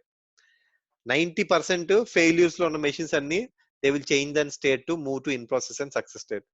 ఒక 10 డేస్ అయిపోయిన తర్వాత ఏం చేయాలి, ఏదైతే మెషిన్స్ ఇన్ ప్రాసెస్ లో ఉండిపోతాయో ఆ కలెక్షన్ ఏదైతే డిప్లాయ్ చేసామో దానికి ఎవ్రీ 2 hours, అంటే డేలో ఒక 3 times అనేది, డేలో 2 times అట్లీస్ట్ చేసుకుంటే with in 3 or 4 days error లో ఉన్న మెషిన్స్ అన్ని విల్ మూవ్ టు ఈజీలీ మనకు 90%, 95% అనే కంప్లైంట్స్ వచ్చేస్తుంది అనమాట. Is it clear? Hello, is it clear what I'm saying to you? Yes. అది దట్స్ అబౌట్ లైక్ ప్యాచింగ్ ఏదైనా ఇష్యూస్ ఉంటే, సో ఎర్రర్ లో ఉన్నవి most of the cases issues అవుతాయి అనమాట. కొన్ని కేసెస్ ఉంటే మోస్ట్ ఆఫ్ ద టైం ఏంటంటే క్లయింట్ SCCM క్లయింట్ రీఇన్స్టాల్ చేస్తే ప్యాచెస్ ఫిక్స్ అవుతాయి. ఫర్ ఎగ్జాంపుల్ రిమోట్ తీసుకున్నారు, సాఫ్ట్వేర్ సెంటర్ లో ఏమవుతుంది, హ్యాంగ్ అయిపోయి ఉండిపోతాయి, అన్ని అప్డేట్స్ ఇన్స్టాల్ కావు. అప్పుడు ఏం చేయాలి, you need to uninstall and reinstall client చేస్తే 50% to 60% of the issues fix అవుతాయి అనమాట. మనం మాట్లాడుకున్నాం C software distribution folder rename చేస్తే కొన్ని ఫిక్స్ అవుతాయని. సో అలాగా సి విండోస్ లో సాఫ్ట్వేర్ డిస్ట్రిబ్యూషన్ లో ఈ ఫోల్డర్ రీనేమ్ చేస్తే ఒక 30% ఎర్రర్స్ పోతాయి. SCCM క్లయింట్ ఇన్స్టాల్ చేసి రీఇన్స్టాల్ చేసుకుంటే ఏంటంటే అది నోన్ ఎర్రర్స్ అనమాట. ఒక్కొక్కసారి ఏమవుతుందంటే ప్యాచెస్ అన్ని ఒకేసారి బల్క్ గా సాఫ్ట్వేర్ సెంటర్ లో ఒక 10-20 ఉండిపోయినప్పుడు ఒక్కొక్కసారి క్లయింట్ అన్ఇన్స్టాల్ చేసి ఒక 2 hours వెయిట్ చేసి మళ్ళీ క్లయింట్ ఇన్స్టాల్ చేస్తే ఆటోమేటిక్ గా it will fix the issue. Is it clear? Hello, ఒక్కొక్కసారి .NET రిలేటెడ్ ప్యాచెస్ ఫెయిల్ అవుతానే ఉంటాయి. అప్పుడు ఏం చేయాలి, ఆల్రెడీ ఉన్న సాఫ్ట్వేర్ .NET ఆల్రెడీ ఉంటుంది కదా, దాన్ని రిపేర్ చేసిన తర్వాత ఆ ప్యాచెస్ ని ఇన్స్టాల్ చేస్తే అవుతుంది. అర్థమైందా చెప్పింది? మన మెషిన్ లో ఆల్రెడీ .NET ఉంటుంది, అవునా? Hello, Yes. ఆ .NET కరప్ట్ అయిపోవడం వల్ల .NET ప్యాచెస్ ఇన్స్టాల్ కావు. అప్పుడు ఏం చేయాలి, ఉన్న సాఫ్ట్వేర్ అన్ఇన్స్టాల్ చేసి ఇన్స్టాల్ చేసి అప్పుడు ప్యాచెస్ ఇన్స్టాల్ చేస్తే .NET రిలేటెడ్ ఇష్యూస్ ఫిక్స్ అవుతాయి. Is it clear what I'm saying to you? Okay. So అలా .NET రిలేటెడ్ ప్యాచెస్ ఫిక్స్ చేసుకోవచ్చు అనమాట. సో ఇంకొకటి ఏంటంటే ఒక కంపెనీలో సెకండరీ సైట్స్ ఉంటే మానిటరింగ్ లోకి వచ్చి ఇక్కడ డేటాబేస్ రిప్లికేషన్ చూస్తే ఏంటంటే లింక్ ఫెయిల్డ్ అంటే ఏంటంటే ఆ సైట్ ఆఫ్లైన్ లో ఉందో పని చేయట్లేదో అని చూడాలి. ఇలా లింక్ ఫెయిల్డ్ ఉంటే ఏం చేయాలి, సో ప్రాపర్టీస్కి వెళ్ళి ఆ సర్వర్ నేమ్ తీసుకోవడం, ఆ సర్వర్ నేమ్ కాపీ చేసుకోవడం. ఫస్ట్ ఈ సర్వర్ పింగ్ అవుతుందా లేదా, కమాండ్ ప్రాంప్ట్ పంపించేయడం, పింగ్ అవుతుందా లేదా. పింగ్ అవుతుంది కానీ స్టిల్ అవ్వట్లేదు అంటే నెక్స్ట్ ఏం చేయాలి, సర్వర్ లోకి లాగిన్ అవ్వాలి.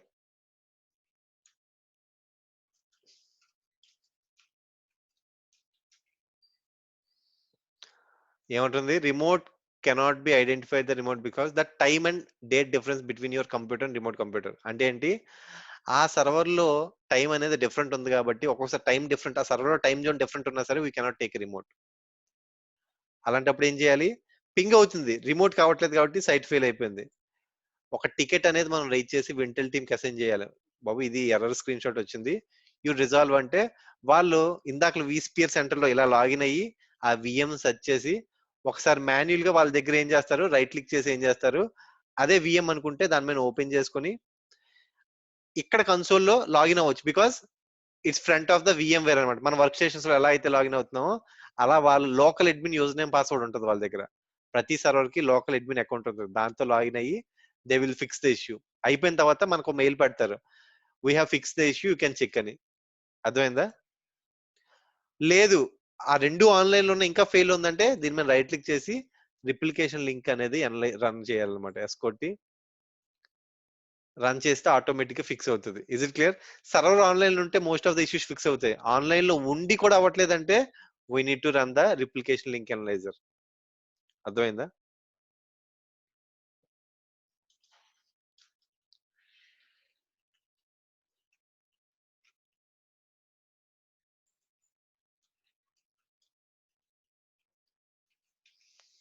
యువర్ పాస్వర్డ్ ఇచ్చి చెక్ ద కనెక్టివిటీ ఇస్తే ఆటోమేటిక్ గా రెండు రెండు సర్వర్స్ కనెక్టివిటీ చెక్ చేసుకుంటుంది అనమాట.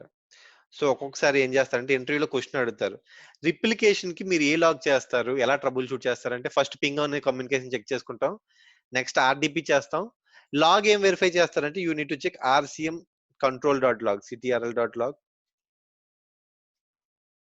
ఆ సర్వర్ ఆన్లైన్ లో లేదు కాబట్టి కనెక్ట్ అవ్వలేకపోతుంది, రిమోట్ గా కనెక్ట్ అవ్వలేకపోతుంది. సో మనకి ఇష్యూ తెలిసిపోయింది.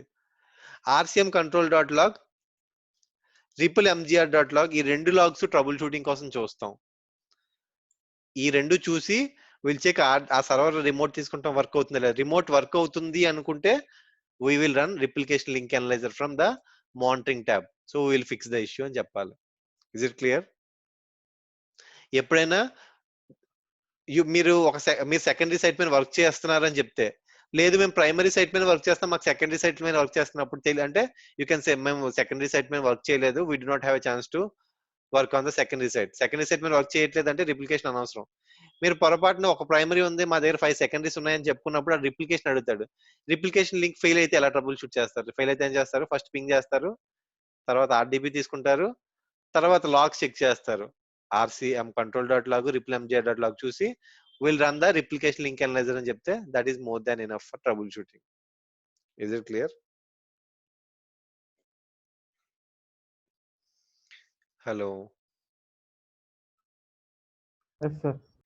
ఇలా ట్రబుల్ షూట్ చేస్తామని చెప్పొచ్చు. ఎప్పుడు మీ ఎన్విరాన్మెంట్ అడుగుతాడు, ఎప్పుడైనా అడిగితే ఏం చెప్పాలి? ఒక ప్రైమరీ ఉంది, 30,000 క్లయింట్స్ ఉన్నాయి, 200 డిస్ట్రిబ్యూషన్ పాయింట్స్ ఉందని చెప్తారు. పొరపాటు మీరు ఒక ప్రైమరీ ఉంది, మా దగ్గర 5 సెకండరీ సైట్స్ ఉన్నాయి, ఒక 200 డిస్ట్రిబ్యూషన్ పాయింట్స్ ఉన్నాయి. ఓకే, మీకు సెకండరీ ఉంది కదా, ఎప్పుడైనా లింక్ ఫెయిల్ అయితే ఎలా ట్రబుల్ షూట్ చేస్తావు అని అడుగుతారు. సో మేము రిప్లికేషన్ లింక్ అనలైజర్ రన్ చేస్తాం, RCM కంట్రోల్ డాట్ లాగ్ చూస్తాం, రిప్లై ఎంజిఆర్ డాట్ లాగ్ చూస్తాం. అంటే ఓకే, అడిగి అర్థమవుతుంది, ఓకే నిజంగా వర్క్ చేశాడు. అర్థమైందా చెప్పింది? Hello, yes sir. Okay. So monitoring, deployments.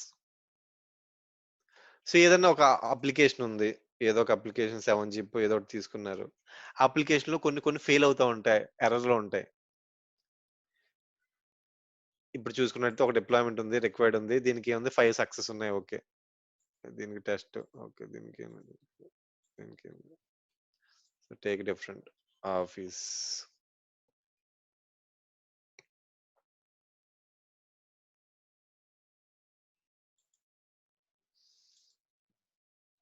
So దీనికి ఎర్రర్ ఉంది, ఇంకోటి ఎక్కువ ఎర్రర్ కౌంట్ ఉన్నది తీసుకుందాం. సింపుల్ గా ఇక్కడ కంప్లైంట్స్ ఉంది, ఎర్రర్ కూడా పెట్టుకోవచ్చు. ఇక్కడ error, number of errors,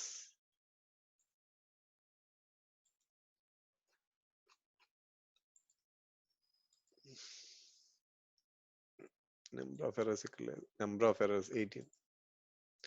so ఈ అప్లికేషన్ ఉంది, ప్రొఫెషనల్ ఉంది, 18 లో ఫెయిల్ అయింది. సో మీ దాంట్లో రైట్ క్లిక్ టూల్స్ ఉంటే, ఏం చేయొచ్చు అంటే రిమోట్ గా రీరన్ చేయాలి. అప్లికేషన్ జనరల్ గా ఏమవుతుంది అంటే ఎవ్రీ సమ్ 6 hours కి ఎర్రర్ లో ఉన్న మెషిన్స్ రీట్రై అయ్యి సక్సెస్ అవుతూ ఉంటుంది అనమాట. లేదు, మీరు రీట్రై రిమోట్ గా చేయాలి వెంటనే అనుకుంటే, మీరు కానీ రైట్ క్లిక్ టూల్స్ ఇన్స్టాల్ చేసుకుంటే, రైట్ క్లిక్ చేసి నౌ డిప్లాయ్మెంట్ ని రీరన్ చేయాలి. రీరన్ ద డిప్లాయ్మెంట్ కొడితే ఏమవుతుందంటే ఫెయిల్ లో ఉన్న అటెంప్ట్ ని రీఇన్స్టాల్ చేస్తుంది అనమాట ఆటోమేటిక్ గా. ఆ మెషిన్స్ ఆన్లైన్ లో ఉంటే ఏమవుతుంది, ఇలా రీరన్ కొట్టగానే ఏమవుతుందంటే మనకి సక్సెస్ ఎన్ని, ఫెయిల్ అని చెప్తుంది. దీంట్లో సక్సెస్ ఉన్న మెషిన్స్ కి రీరన్ కొట్టకూడదు. ఎప్పుడు దేని కొట్టాలి? ఫెయిల్డ్ ఉన్న మెషిన్స్ టిక్ కొట్టుకొని స్టార్ట్ కొడితే ఏదైతే మెషిన్స్ ఆన్లైన్ లో ఉన్నాయో అవన్నీ ఒకసారి రీఇన్స్టాల్ అవుతాయి అనమాట. Is it clear what I'm saying to you? Yes sir. ఎప్పుడైనా ట్రబుల్ షూటింగ్ ఏం చెప్పాలి? ఎప్పుడైనా అప్లికేషన్ డిప్లాయ్మెంట్ ఉంది, సో ఫెయిల్ అయ్యే అంటారు. ఓకే, ఎవరన్నా ఒక ట్రబుల్ షూటింగ్ ఏం చేస్తారు అంటే అప్లికేషన్ నాకు 20 ఫెయిల్ అయ్యే, 30 ఫెయిల్ అయ్యే అంటారు. మా దాంట్లో రైట్ క్లిక్ టూల్స్ ఉన్నాయి, దాంట్లో మేము ఏం చేస్తాం, రీరన్ డిప్లాయ్మెంట్ చేసుకుంటాం ఆ పర్టికులర్ అప్లికేషన్స్ కి. So will fix the issue అంటారు. కొన్ని మంది, చాలా 80% ఆఫ్ కంపెనీస్ ఈ టూల్ వాడరు. ఇది ఆన్లైన్ లో ఉంది కాబట్టి రీరన్ అయింది. ఇవన్నీ ఆఫ్లైన్ లో ఉన్నాయి, ఇవన్నీ యాక్సిడెంట్, కొన్ని పర్మిషన్స్ లేవు కాబట్టి ఫెయిల్ అవుతూ ఉంటాయి. ఆన్లైన్ లో ఉన్న మెషిన్ కి రీరన్ అవుతూ ఉంటుంది, రీస్టార్ట్ అవుతుంది ఇన్స్టలేషన్ మళ్ళీ. అర్థమైందా? సో ఇలా most of the errors fix అవుతాయి అనమాట. ఓన్లీ 80% ఆఫ్ కంపెనీస్ మాత్రమే ఇలాగా రీరన్ అవుతాయి, రీరన్ చేసుకుంటారు. లేదు ఇలా కాదనుకున్నప్పుడు ఏం చేయాలి, ఆ కలెక్షన్ మీద రైట్ క్లిక్ చేసి software update evaluation cycle run, software ఇది అప్లికేషన్ కాబట్టి application deployment evaluation cycle run చేస్తే ఆయన రీరన్ అవుతుంది. అన్ని అప్లికేషన్స్ ఏదైతే ఉన్నాయో అవన్నీ రీరన్ అవుతాయి. Is it clear what I'm saying to you? ఇలా థర్డ్ పార్టీ అప్లికేషన్ వాడకపోతే, this is a third party application. So ఇలా వాడకపోతే ఆటోమేటిక్ గా యూ నీడ్ టు కలెక్షన్ మీద రైట్ క్లిక్ చేసి you need to right click, ఏదైతే fail అయ్యాయో ఆ కలెక్షన్ రైట్ క్లిక్ చేసి ఇవాల్యుయేట్ అప్లికేషన్ డిప్లాయ్మెంట్స్ కొడితే మోస్ట్ ఆఫ్ ద ఇష్యూస్ కొన్ని ఫిక్స్ అవుతాయి. అప్పటికీ అవ్వట్లేదంటే 1 or 2 మెషిన్స్ రిమోట్ తీసుకుని ఎందుకు అవ్వట్లేదు చూసి ప్యాకేజింగ్ టీమ్ తో మనం కన్సర్న్ చేయాలి. అర్థమైంది చెప్పింది? Hello, is it clear? ఇలాగా అప్లికేషన్ ఇష్యూస్ కానీ ప్యాకేజెస్ ఇష్యూస్ కానీ ఇలా ట్రబుల్ షూట్ చేసుకుంటారు అనమాట. రిమోట్ గా, అంటే యూజర్ రిమోట్ తీసుకోకుండా 100 మెషిన్స్ డిప్లాయ్ చేశారు, 80 మెషిన్స్ ఫెయిల్ అయ్యిందంటే అర్థం ఏంటి? 20 సక్సెస్ అయింది, లేకపోతే 10 సక్సెస్ అయింది, 90 ఫెయిల్ అయ్యింది. ఒక అప్లికేషన్ డిప్లాయ్ చేశారు, 100 మెషిన్ డిప్లాయ్ చేస్తే 90 మెషిన్స్ ఫెయిల్ అయింది, 10 సక్సెస్ అయింది. అంటే ఇష్యూ ఎక్కడ ఉన్నట్టు? అప్లికేషన్స్ ఇష్యూలో ఉన్నట్ట, SCCM లో ఇష్యూ ఉన్నట్ట? 100 మెషిన్స్ ఒక అప్లికేషన్ డిప్లాయ్ చేస్తే 90 ఫెయిల్ అయ్యింది, 10 సక్సెస్ అయ్యాయి. అంటే ఇష్యూ ఎక్కడ ఉన్నట్టు? SCM అనుకో. SCCM లో ఉంటే అన్ని ఫెయిల్ అవ్వవు, అన్ని ఫెయిల్. ప్యాకేజ్ లోనే ఇష్యూ ఉన్నప్పుడు most of the issues fail అవుతాయి అనమాట. అప్పుడు మనం ఏం చేయాలి? బాబు నువ్వు క్రియేట్ చేసిన ప్యాకేజింగ్ టీమ్ వాడికి ఏం చెప్పాలి? నువ్వు క్రియేట్ చేసావు, మేము ఫస్ట్ ఒక 100 మెషిన్ డిప్లాయ్ చేసి చూసాం టెస్టింగ్ కింద, దాంట్లో 90 ఫెయిల్ అయ్యాయి, 10 సక్సెస్ అయ్యాయి. సో దీని లాగ్స్ తీసుకుని అడిగి పంపించి రీప్యాకేజ్ చేయమని చెప్పాలి మళ్ళా. అర్థమైందా? 90 సక్సెస్ అయ్యి 10 ఫెయిల్ అయ్యాయి అంటే అది ఆ ప్యాకేజ్ ఇష్యూ కాదు, సమ్ ఆ మెషిన్ స్పెసిఫిక్ ఇష్యూస్ అయి ఉండొచ్చు. అది మాన్యులేట్ తీసుకొని రిమోట్ చేయాలి. ఎందుకు ఫెయిల్ అవుతాయి? ఫర్ ఎగ్జాంపుల్ ఒక అప్లికేషన్ వెర్షన్ ఉంటుంది, 32 ఉంటుంది. ఒక అప్లికేషన్ ఉంది గూగుల్ క్రోమ్ 64 ఉంది, 70 ఇన్స్టాల్ చేస్తున్నాం, ఫెయిల్ అవుతుంది. ఎందుకు ఫెయిల్ అవుతుంది? ప్రీవియస్ గా ఉన్న ఫోల్డర్ ఎగ్జిస్టింగ్ ఒక్కోసారి ఉండిపోతుంది, రిమూవ్ అవ్వదు, అప్పుడు ఫెయిల్ అవ్వచ్చు. రిజిస్ట్రీ కీలో ఏదన్నా ఓల్డ్ ఎంట్రీస్ ఉండిపోతాయి, అప్పుడు ఫెయిల్ అవుతుంది. అప్పుడు మనం ఏం చేయలేము, ఇంకా మాన్యువల్ గా రిజిస్ట్రీ ఓపెన్ చేసి అది ఎక్కడైతే ఎంట్రీ ఉందో డిలీట్ చేసుకొని దాని తర్వాత మాన్యువల్ గా ఇన్స్టాల్ చేయాలి. అర్థమైందా? లేకపోతే మాన్యువల్ గా మెషిన్ మీద ఇన్స్టాల్ చేసి అవుతుందా లేదా చెక్ చేసుకోవాలి, అవుతుందా లేదా. అప్పటికి ఎర్రర్ వస్తే ఆ 10 మెషిన్స్ లో ఒక 2 మెషిన్స్ మాన్యువల్ చేయాలి, అవుతుందంటే ఓకే, అవ్వట్లేదు అంటే 2-3 ట్రబుల్ షూట్ చేస్తాం. అప్పటికే అవ్వకపోతే స్క్రీన్ షాట్స్ అన్ని ప్యాకేజింగ్ టీమ్ తీసుకొని we can ask for their help. Is it clear? Hello, ఎప్పుడైనా ఫస్ట్ ఏం చేయాలి? ఒకసారి రీస్టార్ట్ చేసి ఇన్స్టాల్ చేయడం ట్రై చేయాలి. ఎందుకంటే ప్రీవియస్ గా ఇన్స్టాల్ చేసిన దానికి రీబూట్ ఉన్నా ఈ కరెంట్ అప్లికేషన్ ఇన్స్టాల్ కాదు ఒక్కోసారి. అప్పుడు ఏం చేయాలి? లాస్ట్ రీబూట్ ఎప్పుడుందో చూసుకోవాలి. ఆ మెషిన్ లో టాస్క్ మేనేజర్కి వెళ్ళి పెర్ఫార్మెన్స్ లోకి వెళ్తే ఈ మెషిన్ రీస్టార్ట్ అయ్యి 23 డేస్ అయింది, ఎందుకంటే ఈ సర్వర్ కాబట్టి 23 డేస్ అప్ టైం ఉంది. అదే మెషిన్ లో చాలా యూజర్స్ స్లీప్ లో పెట్టేస్తారు, రీస్టార్ట్ చేయరు. చూసుకోవాలి, ఓకే 1 డే ఉందా, 10 డేస్ ఉందా, అసలు 20 డేస్ నుంచి రీస్టార్ట్ చేయట్లేదంటే ఒకసారి రీస్టార్ట్ చేసి ఫస్ట్ ట్రై చేయాలి. అప్పటికి అవ్వట్లేకపోతే మాన్యువల్ గా ఇన్స్టాల్ చేసి ట్రై చేయాలి. అప్పటికి అవ్వకపోతే అప్పుడు ట్రబుల్ షూటింగ్ స్టెప్స్ వస్తాయి. ఓకే, ప్రీవియస్ గా ఏదైనా ఫాల్ట్ ఉండిపోయిందా, లేకపోతే అప్లికేషన్ లాగ్ మనం చెప్పాం సి టెంప్ లో పెట్టుకుంటాం, ఆ లొకేషన్ లో లాగ్ వెళ్ళి ఎందుకు ఫెయిల్ అవుతుంది. కొన్నిసార్లు ఏమవుతుందంటే ఈ సాఫ్ట్వేర్ కి ఒక ప్రీ రిక్వజిట్స్ ఉంటుంది .NET, అది లేకపోవడం వల్ల ఫెయిల్ అవుతుంది. అర్థమైందా? అదంతా రూట్ కాజ్ బ్యాక్ నుంచి డిగ్ చేసుకుంటూ రావాలి. Is it clear? ఏదైనా ఫస్ట్ రీస్టార్ట్ చేయాలి, అప్పటికీ అవ్వకపోతే ఒకసారి మాన్యువల్ ఇన్స్టాల్ చేయాలి. మాన్యువల్ కూడా అవ్వట్లేదంటే there is a package issue అని చెప్పి, అంతే కదా. ఒక అప్లికేషన్ సాఫ్ట్వేర్ సెంటర్ నుంచి వర్క్ అవ్వట్లేదు, మాన్యువల్ గా వర్క్ అవ్వట్లేదు అంటే there is some issue with the machine specific issue ఉండొచ్చు. అందరికీ అవ్వట్లేదంటే ప్యాకేజింగ్ టీమ్కి వెళ్తుంది, ఒకటికే అవ్వట్లేదంటే ఒక 2 సార్లు ట్రై చేస్తాం, రిజిస్ట్రీ కీలో ఇన్ఫర్మేషన్ ఎక్కడో ఉంటుంది, దాన్ని ఫైండ్ అవుట్ చేసి దాన్ని డిలీట్ చేసిన తర్వాత ఇన్స్టాల్ చేయాలి. Is it clear what I'm saying to you? So ఒక్క నిమిషం, గూగుల్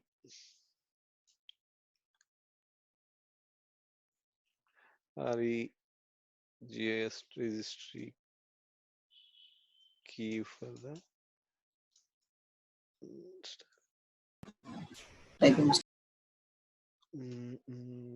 application program.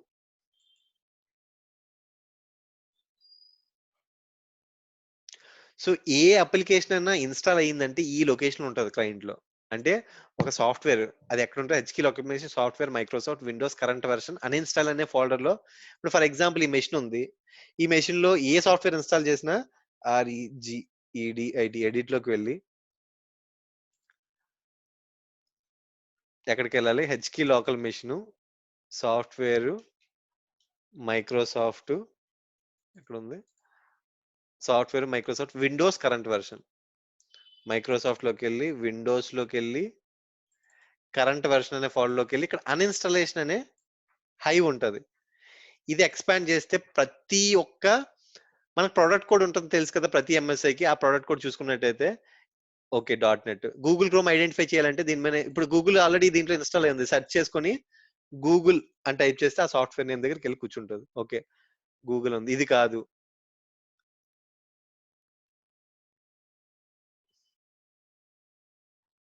సో ఇది ఎక్కడికో వెళ్ళిపోయింది, current version uninstallation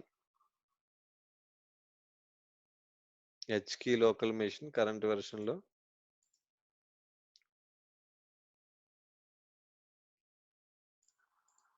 HKEY local current version uninstall Windows ఎన్టీలోకి వెళ్ళిపోయింది, ఒక స్టెప్ ముందుకు వెళ్ళిపోయాం మనం. సో ఈ అన్ఇన్స్టాలేషన్ లోనే మనం చూసుకోవాలి. So right click, new, find,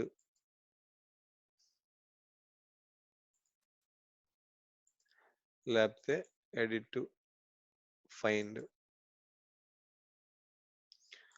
so ఇది కిందకి వెళ్ళిపోతుంది. సో గూగుల్ అది ఎక్కడికి వెళ్ళిపోయింది, వేరే లొకేషన్కి వెళ్ళిపోయింది ఎన్టీ. సో మనకు కావాల్సిన సర్చింగ్ ఇక్కడే కాబట్టి we need to go on. So ఇది ఏం సాఫ్ట్వేర్, డిస్ప్లే నేమ్ అంటే ఏంటంటే యాడ్ అండ్ రిమూవ్ ప్రోగ్రామ్స్ లో ఈ నేమ్ ఉంది. దీన్ని అన్ఇన్స్టాల్ చేయాలంటే కమాండ్ లైన్ ఇచ్చాడు, మీకు తెలియదు ఎలా అన్ఇన్స్టాల్ చేయాలో, SCCM సర్వర్ మీకు యాక్సెస్ లేదు, అప్పుడు ఏం చేయాలి, కమాండ్ ప్రాంప్ట్ ఓపెన్ చేసి ఈ కమాండ్ లైన్ పెడితే ఇది అన్ఇన్స్టాల్ అయిపోద్ది సాఫ్ట్వేర్. ఈ సాఫ్ట్వేర్ ఏంటి, అలా గూగుల్ క్రోమ్, ఇది ఏం సాఫ్ట్వేర్, డిస్ప్లే నేమ్ అంటే అంటే డిస్ప్లే వెర్షన్, డిస్ప్లే నేమ్ ఇది యాడ్ అండ్ రిమూవ్ ప్రోగ్రామ్స్ లో ఉన్న వెర్షన్. ఇంకొక సాఫ్ట్వేర్ తీసుకుందాం. ఓకే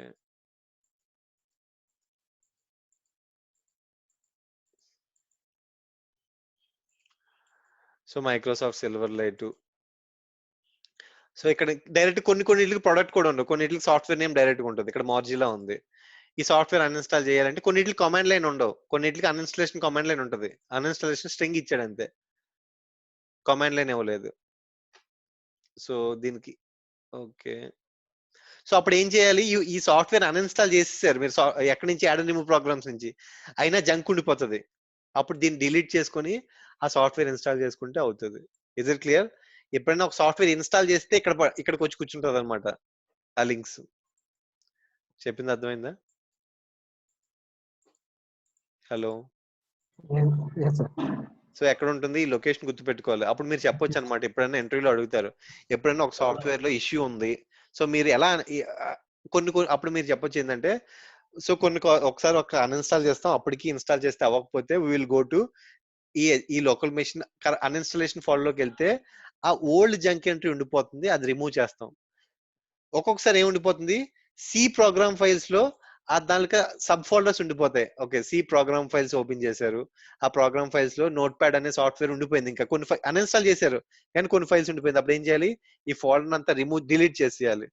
ఇలా డిలీట్ చేస్తాం, ఈ రిజిస్ట్రీ కీకి వచ్చి అండర్ అన్ఇన్స్టలేషన్ లో మాకు సబ్ ఫోల్డర్స్ లో కొన్ని ఉండిపోతాయి, ఆ రెండు డిలీట్ చేసిన మోస్ట్ ఆఫ్ ద సక్సెస్ అవుతుంది అని చెప్పుకుంటే, అంటే మీరు నిజంగా చేశారని చెప్పి బిలీవ్ చేస్తారు అనమాట, ట్రబుల్ షూటింగ్ చెప్పని చెప్తే. అర్థమైందా? హలో. Is it clear? ఈ పాత్ అనేది గుర్తుపెట్టుకోండి, ఈ హైవ్ ని. ఎప్పుడన్నా అన్ఇన్స్టాలేషన్ అవ్వకపోతే ఇక్కడ డిలీట్ చేయడం, ఆ ప్రోగ్రామ్ ఫైల్ డిలీట్ చేస్తే మోస్ట్ ఆఫ్ అంటే ఇక్కడ డైరెక్ట్ గా డిలీట్ చేసేసుకోకూడదు, యాడ్ అండ్ రిమూవ్ ప్రోగ్రామ్స్కి వెళ్ళి అక్కడ అన్ఇన్స్టాల్ చేసిన తర్వాత ఇంకా కొత్త సాఫ్ట్వేర్ ఇన్స్టాల్ కాకపోతే అప్పుడు మాత్రమే అన్ఇన్స్టాల్ డిలీట్ చేయాలి. ఇక్కడ డైరెక్ట్ గా డిలీట్ చేస్తే అన్ఇన్స్టాలేషన్ పనిచేయదు. Is it clear what I'm saying to you? Me main source అనేది ఇక్కడ లేదు, ప్రోగ్రామ్ ఫైల్స్ లో కూడా డిలీట్ చేస్తారు అంటే ఇక్కడ పోదు అది. అర్థమైందా? హలో. Yes, sir. సో ఇలా డిలీట్ చేస్తారు, తప్పుగా ఎవరో డిలీట్ చేశారు, మీరు చేయలేదు, మీ కొలిగ్ ఎవడో డిలీట్ చేసాడు, మీరు చేస్తుంటే అవ్వట్లేదు, అప్పుడు ఎలా చేయాలి? సో రెవో అన్ఇన్స్టాలర్ అని చెప్పి థర్డ్ పార్టీ టూల్ ఉంటుంది. ఏంటుంటది? REVO, రెవో పోర్టబుల్ అని కొట్టాలి, అప్పుడు ఇన్స్టాల్ చేయవసరం లేదు. పోర్టబుల్ అంటే తెలుసా? సాఫ్ట్వేర్ ఇన్స్టాల్ చేయవసరం లేదు. రెవో అన్ఇన్స్టాలేషన్ పోర్టబుల్ అని కొడితే ఏంటంటే you need to download this software, trial version download చేసుకొని ఏ సాఫ్ట్వేర్ అయినా సరే యూ కెన్ అన్ఇన్స్టాల్ అనమాట. Is it clear what I'm saying to you? 0 seconds వచ్చింది. Let's see. EXE ఉంది.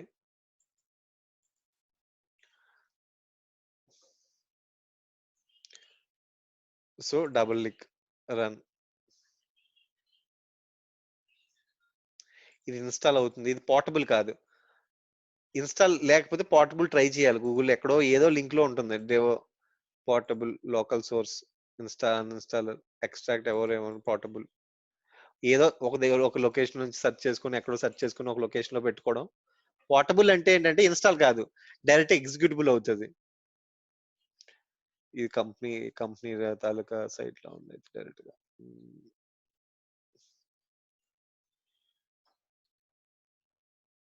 Extract all. దీన్ని డబుల్ క్లిక్ చేసుకుంటే ఇలా ఒక సాఫ్ట్వేర్ డబుల్ క్లిక్ చేసుకుంటే మనకి ఇలా కనిపిస్తుంది అనమాట. Register job sheet. ఓకే, ఇది కాకుండా third party download free portable company website లోనే డౌన్లోడ్ చేసుకుందాం. ఓకే, ఇది company website. Right click, extract all. Okay, portable. దీని మీద డబుల్ క్లిక్ చేసుకుంటే ఆటోమేటిక్ గా మన సాఫ్ట్వేర్ అనేది ఓపెన్ అవుతుంది. ఇలాగా మనకు ఆల్రెడీ ఇన్స్టాల్డ్ అనే అప్లికేషన్స్ కనిపిస్తాయి మన దగ్గర. ఓకేనా? దాన్ని సెలెక్ట్ చేసుకోవడం, అన్ఇన్స్టాల్ కొడితే కంప్లీట్ గా అన్ఇన్స్టాల్ అయిపోతుంది. ఇప్పుడు ఇది ఉంది, నాకు ఇది అవసరం లేదు, అన్ఇన్స్టాలర్. ఒక్కొక్కసారి ఏమవుతుంది, అన్ఇన్స్టాలేషన్ అవ్వకపోతే హంటర్ మోడ్ అంటే మొత్తం అంతా డీప్ గా సెర్చ్ చేసి అన్ఇన్స్టాల్ చేస్తుంది. ఇక్కడ ఇక్కడ ఉంది అన్ఇన్స్టాల్. సో సెర్చింగ్ చేస్తుంది. ఫస్ట్ ఒక రీస్టోర్ పాయింట్ క్రియేట్ చేసుకొని ఈ సాఫ్ట్వేర్ సెలెక్ట్ చేసుకున్నాం. Are you sure you want uninstall the GoToMeeting software? This will close any meetings are you? Okay, yes. ఏం చేయబోతుంది? సేఫ్ గా రిమూవ్ చేయాలా, మోడరేటా, advance, ఏదో ఒకటి పెట్టుకొని కంప్లీట్ గా అన్ఇన్స్టాల్ చేయొచ్చు. ఒక్కొక్కసారి రీస్టార్ట్ అవుతుంది, ఒక్కొక్కసారి అప్లికేషన్ అన్ఇన్స్టాల్ చేసినప్పుడు ఆటో రీబూట్ అవుతుంది. Okay, go to meeting uninstall successful. అయిపోయిందా? ఇలాగా రెవో అన్ఇన్స్టాల్ దగ్గర నుంచి అన్ఇన్స్టాల్ చేసుకొని అప్పుడు ఆ సాఫ్ట్వేర్ ఇన్స్టాల్ చేయాలి. మీరు వరస్ట్ కేసెస్ లో ఏం చెప్తారు, ఇంకా అప్లికేషన్ కి ఎప్పటికీ అవ్వట్లేదు, ఒక్క యూజర్ స్పెసిఫిక్ ఇష్యూ వచ్చినప్పుడు మేము వీ హ్యావ్ ఏ అన్ఇన్స్టాలేషన్ టూల్. మా క్లయింట్ లో పేరు చెప్పకుండా మా దగ్గర ఒక అన్ఇన్స్టాలేషన్ క్లయింట్ ఉండే ప్రొవైడ్ చేసే మా దగ్గర ఒక టూల్ ఉంది, ఆ టూల్ తో అన్ఇన్స్టాల్ చేసి మేము ఫ్రెష్ గా ఇన్స్టాల్ చేస్తామని చెప్పాలి. Is it clear? A software maximum 90% install చేసుకోవచ్చు.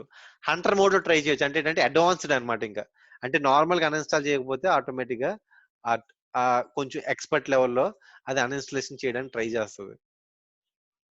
అప్పటికీ అవ్వకపోతే ఓఎస్ రీఇమేజ్ చేసుకోవడం తప్ప ఇంకా మనం ఏం చేయలేం. Is it clear what I'm saying to you? ఈ టూల్ ద్వారా కూడా అన్ఇన్స్టాలేషన్ అది చేయలేకపోతే వీ కెనాట్ డూ ఎనీథింగ్. అర్థమైందా చెప్పింది? హలో. Yes. సో ఇక్కడ ఓపెన్ అయి ఉంది, మినిమైజ్ చేసి ట్రేలో. ఓకే, టూల్స్ ఉంది, దీంట్లో చూసుకోవచ్చు. జంక్ క్లీనప్ ఫైల్స్ చేసుకోవచ్చు, ఆటో రన్స్ రిమూవ్ చేసుకో, విండోస్ టూల్స్, బ్రౌజర్ క్లీనప్ చేసుకోవచ్చు, అన్ఇన్స్టాలేషన్, అదేదో సాఫ్ట్వేర్ డౌన్లోడ్ అయింది హెచ్పి కంపెనీ. సో ఏదైనా సాఫ్ట్వేర్ డౌన్లోడ్ చేయాలి, అన్ఇన్స్టాల్ చేయాలి, ఏం చేయాలన్నా సెలెక్ట్ చేసుకోవడం, ఆ పర్టికులర్ సాఫ్ట్వేర్ ని అన్ఇన్స్టాల్ చేసుకోవచ్చు. ఇది కూడా అవసరం లేదు, అన్ఇన్స్టాల్. అర్థమైందో చెప్పింది? Yes, sir. ఇలాగా మనం ఇక్కడ ఆప్షన్స్ ఉంది, అన్ఇన్స్టాలేషన్, ఇంకేదన్నా ఎక్స్క్లూడ్ ఏదన్నా చూసుకోవాలంటే యూ కెన్ వాచ్. అంటే కొన్ని uninstallation videos you can watch in YouTube. అంటే ఇంకెలా అన్ఇన్స్టాల్ చేయాలి, tips tricks they will tell you. Is it clear? First troubleshooting ఏంటి, మాన్యువల్ చేస్తాం, అవ్వలేకపోతే ఈ వరస్ట్ కేసెస్ అవ్వలేకపోతే ఇలాంటి థర్డ్ పార్టీ టూల్స్ చాలా ఉంటాయి. One of the tool is Revo portable. ఇది ఇన్స్టాల్ చేయవలసిన లేదు, direct executable. So no issues అనమాట. Is it clear? అడ్వాన్స్డ్ అయితే కొంచెం టూల్స్ అంటే ఇది రైస్ కొన్ని కంపెనీస్ అయితే they will purchase the licence. So ఏ సాఫ్ట్వేర్ అయినా అన్ఇన్‌స్టాల్ చేస్తది. సో ఇలాగా అప్పుడు చెప్పాలి.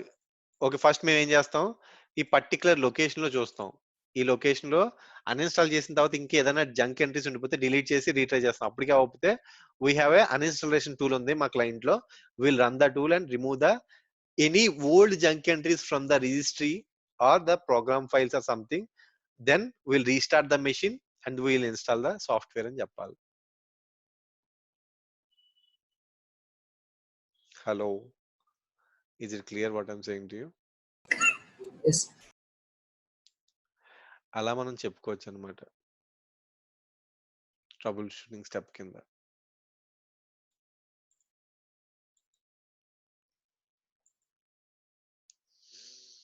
సో కన్సోల్ రిప్లికేషన్ అర్థమైంది కదా? రిప్లికేషన్ లింక్ అనలైజర్ రన్ చేయడం, ట్రబుల్ షూట్ చేయడం. Is it clear? Just give me a minute.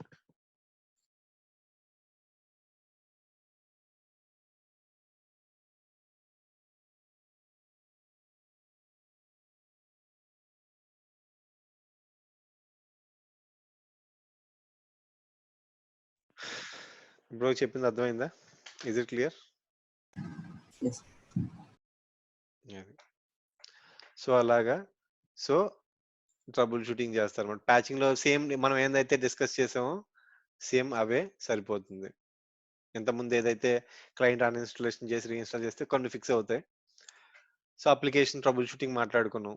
ఇంకా వరస్ట్ కేసెస్ లో we need to use some third party tools. అవ్వలేకపోతే అప్పటికి అవ్వలేదు ఇంకెన్ని చేసినా అవ్వట్లేదు అంటే ఒక యూజర్ కి వచ్చింది అంటే ప్యాకేజింగ్ పంపిస్తాం ఏదోలా చేయమని చెప్పి. మనం ఇన్ని ట్రై చేసాం.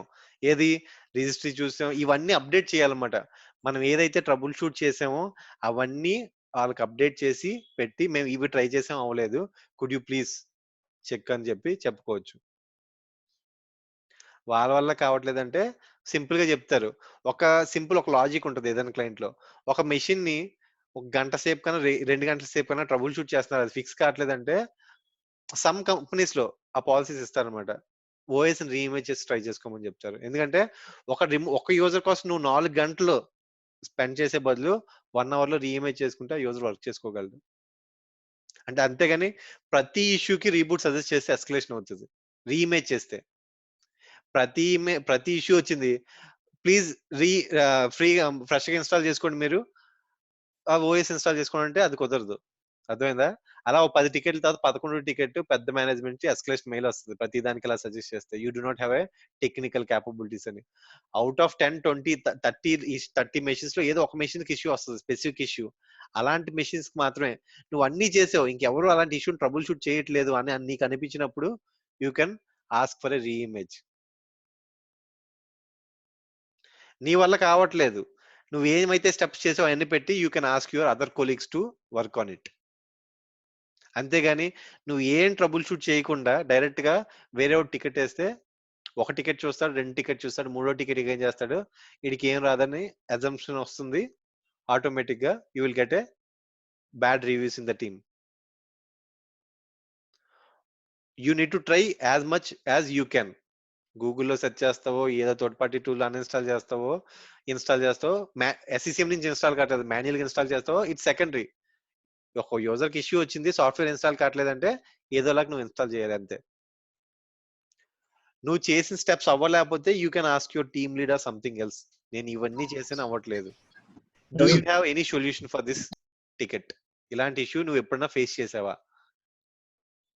అని గైడెన్స్ అడగాలి. అప్పుడు అడగాలి. అంతేగాని ఏం ట్రబుల్ షూట్ చేయకుండా అడిగితే ఫస్ట్ టైం సపోర్ట్ చేస్తాడు, సెకండ్ టైం సపోర్ట్ చేస్తాడు, మూడోసారి చెప్పడం మానేస్తాడు. ఇంకా నువ్వు పింగ్ చేసిన రెస్పాన్స్ ఇవ్వడు. ఒక టీం దగ్గర ఒక రికగ్నైజ్ తెచ్చుకోవాలంటే మినిమం నువ్వు ట్రబుల్ షూట్ చేయాలి ఫస్ట్. దాని తర్వాత ఇవన్నీ చేశాను నాకు ఇంకా అవ్వట్లేదు, do you have the same issue before అని అడగొచ్చు అనమాట. Is it clear what I'm saying to you?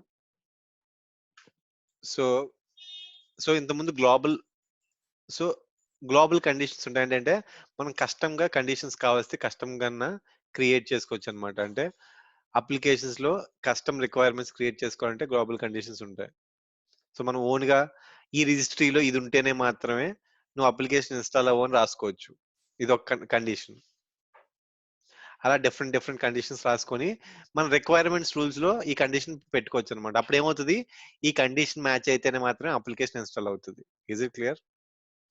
So ఇంటర్వ్యూలో వాట్ ఈస్ గ్లోబల్ కండిషన్ అడుగుతారు ఏంటంటే we can create our own conditions to install an application. అర్థమైందా? Hello, Yes. అర్థం కాలేదు question చెప్పు. Hello, do you have any other questions?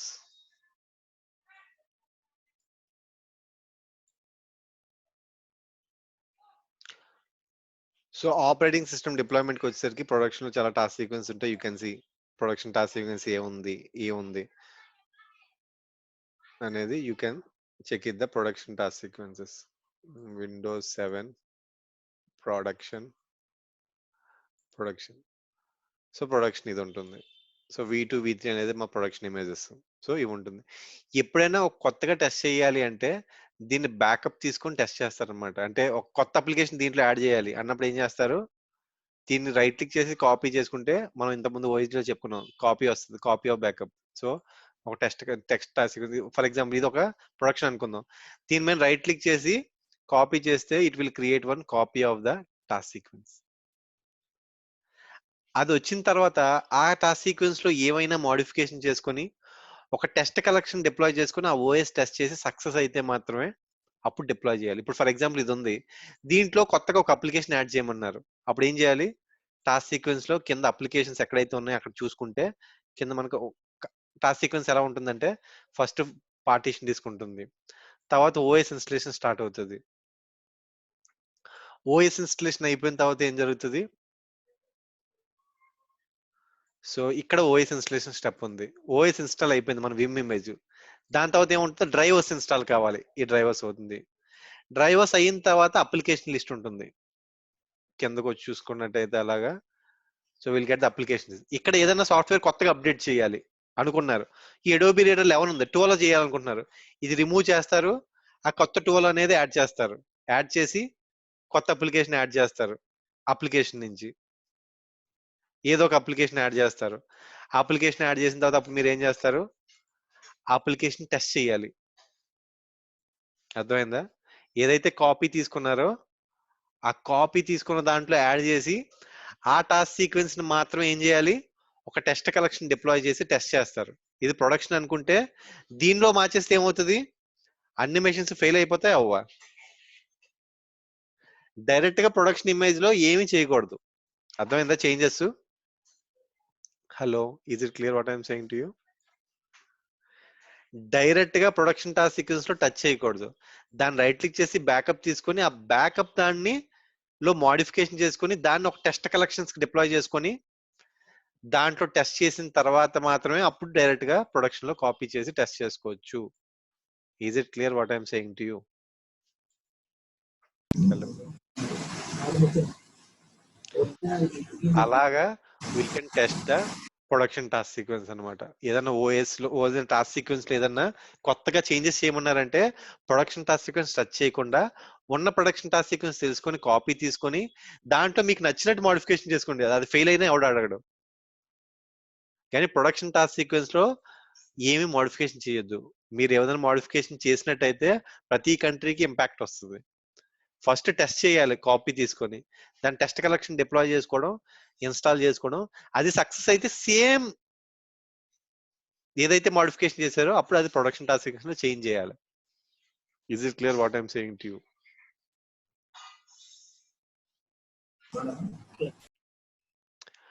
For example మీరు ఏదన్నా తప్పు చేశారు, ఒక కలెక్షన్ ఒక అప్లికేషన్ డిప్లాయ్ చేశారు, అన్ని మెషిన్స్ కి డిప్లాయ్ చేశారు మర్చిపోయి, అది ఎస్కలేషనేనా? హలో, అయింది. సో మీరు డిప్లాయ్ చేయలేదు, వేరే వాళ్ళు డిప్లాయ్ చేశారు, మీ మీద బ్లేమ్ చేస్తున్నారు. అంటే మీ కొలీగ్ చేసేసి నేను చేయలేదు, అది పలానా ఎక్స్ అనే పర్సన్ చేశారని తప్పించుకున్నాడు. అప్పుడు ఎలా కనుక్కోవాలి ఎవరు చేశారని చెప్పి. సో మానిటరింగ్ లోకి వెళ్తే ఇక్కడ స్టేటస్ క్వరీస్ అని కొన్ని ఉంటాయి మనకి. ఏముంటాయి? మానిటరింగ్ లోకి వెళ్ళి క్లయింట్ స్టేటస్ కాదు, సిస్టమ్ స్టేటస్ లోకి వెళ్తే దీంట్లో స్టేటస్ మెసేజ్ క్వరీస్ ఉంటాయి. ఇక్కడ మనం ఏం చూసుకోవచ్చు అంటే ఎవడైనా బౌండరీస్ డిలీట్ చేసేసాడు లాస్ట్ 1 వీక్ నుంచి, ఎవరు డిలీట్ చేసారో తెలుసుకోవాలనుకుంటే షో మెసేజెస్ కొట్టి last 12 hours 1 month 1 day 2 days 3 days 1 week పెట్టుకొని ఓకే కొట్టుకుంటే ఎవరు డిలీట్ చేశారు, ఎవరు ఐడి, ఆ ఐడి వాళ్ళు నీ ఐడితో చేస్తే నువ్వేం చేయలేవు. Is it clear? ఐడి వస్తుంది అంతే. సో పొరపాటున ఎవరో డిలీట్ చేశారు, అది లొకేషన్ లో ఇష్యూ వచ్చిందో ఇలా ఐడెంటిఫై చేస్తారు. పొరపాటున డిప్లాయ్మెంట్ డిలీట్ చేశారు, డిప్లాయ్మెంట్ చేశారు, ఇక్కడ డిప్లాయ్మెంట్స్ ఉంటుంది అనమాట. ఏముంటది? All status message for a specific. So కిందే ఉంటది deployments created modify deleted all show messages.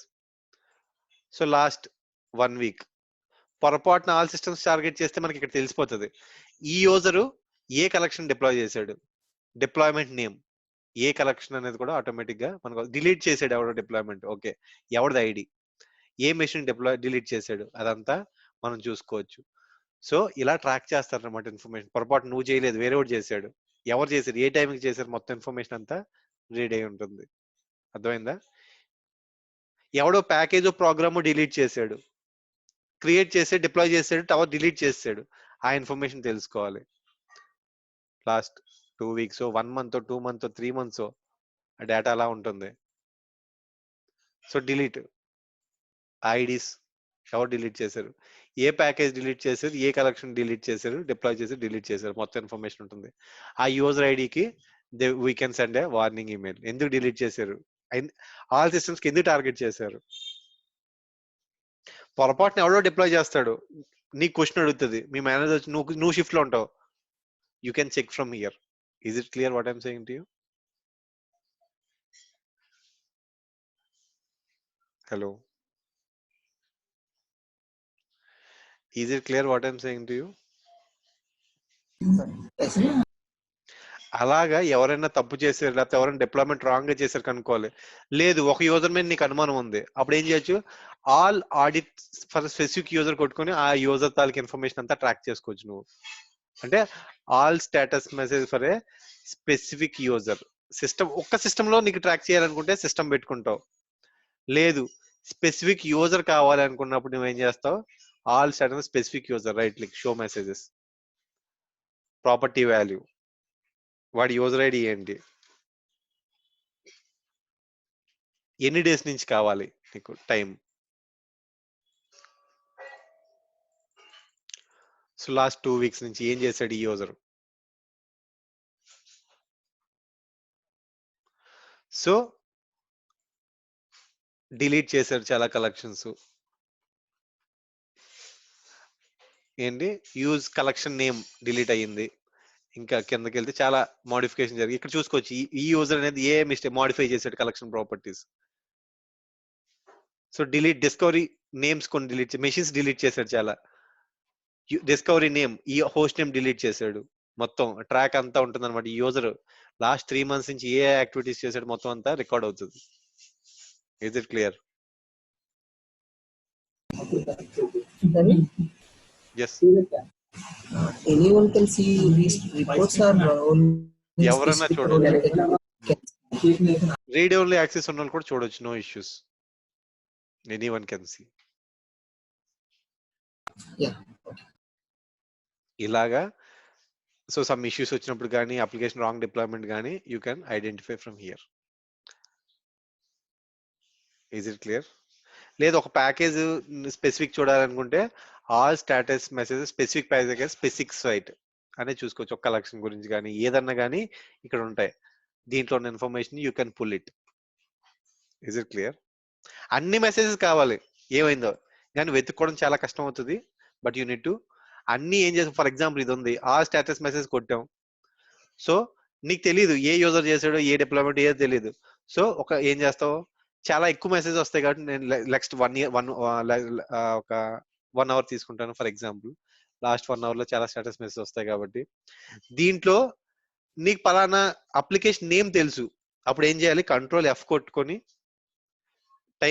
కొంచెం టైం వెయిట్ చేయాలి.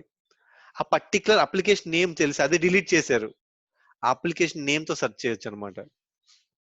సో 1 month డేటా రిట్రీవ్ చేయడానికి అట్లీస్ట్ ఒక 60 minutes పడుతుంది. అంత డేటా లోడ్ అయిన తర్వాత ఏం చేయాలి, Ctrl+F కొట్టుకొని application part of the name type చేసుకొని you can do it.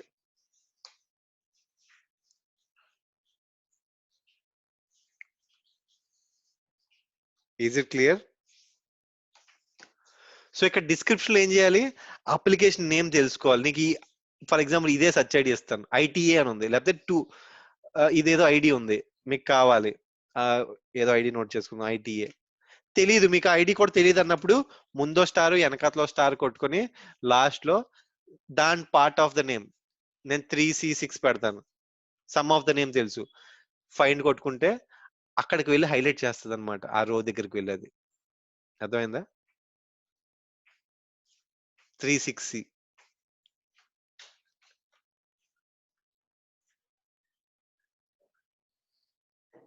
Is it clear what I'm saying to you?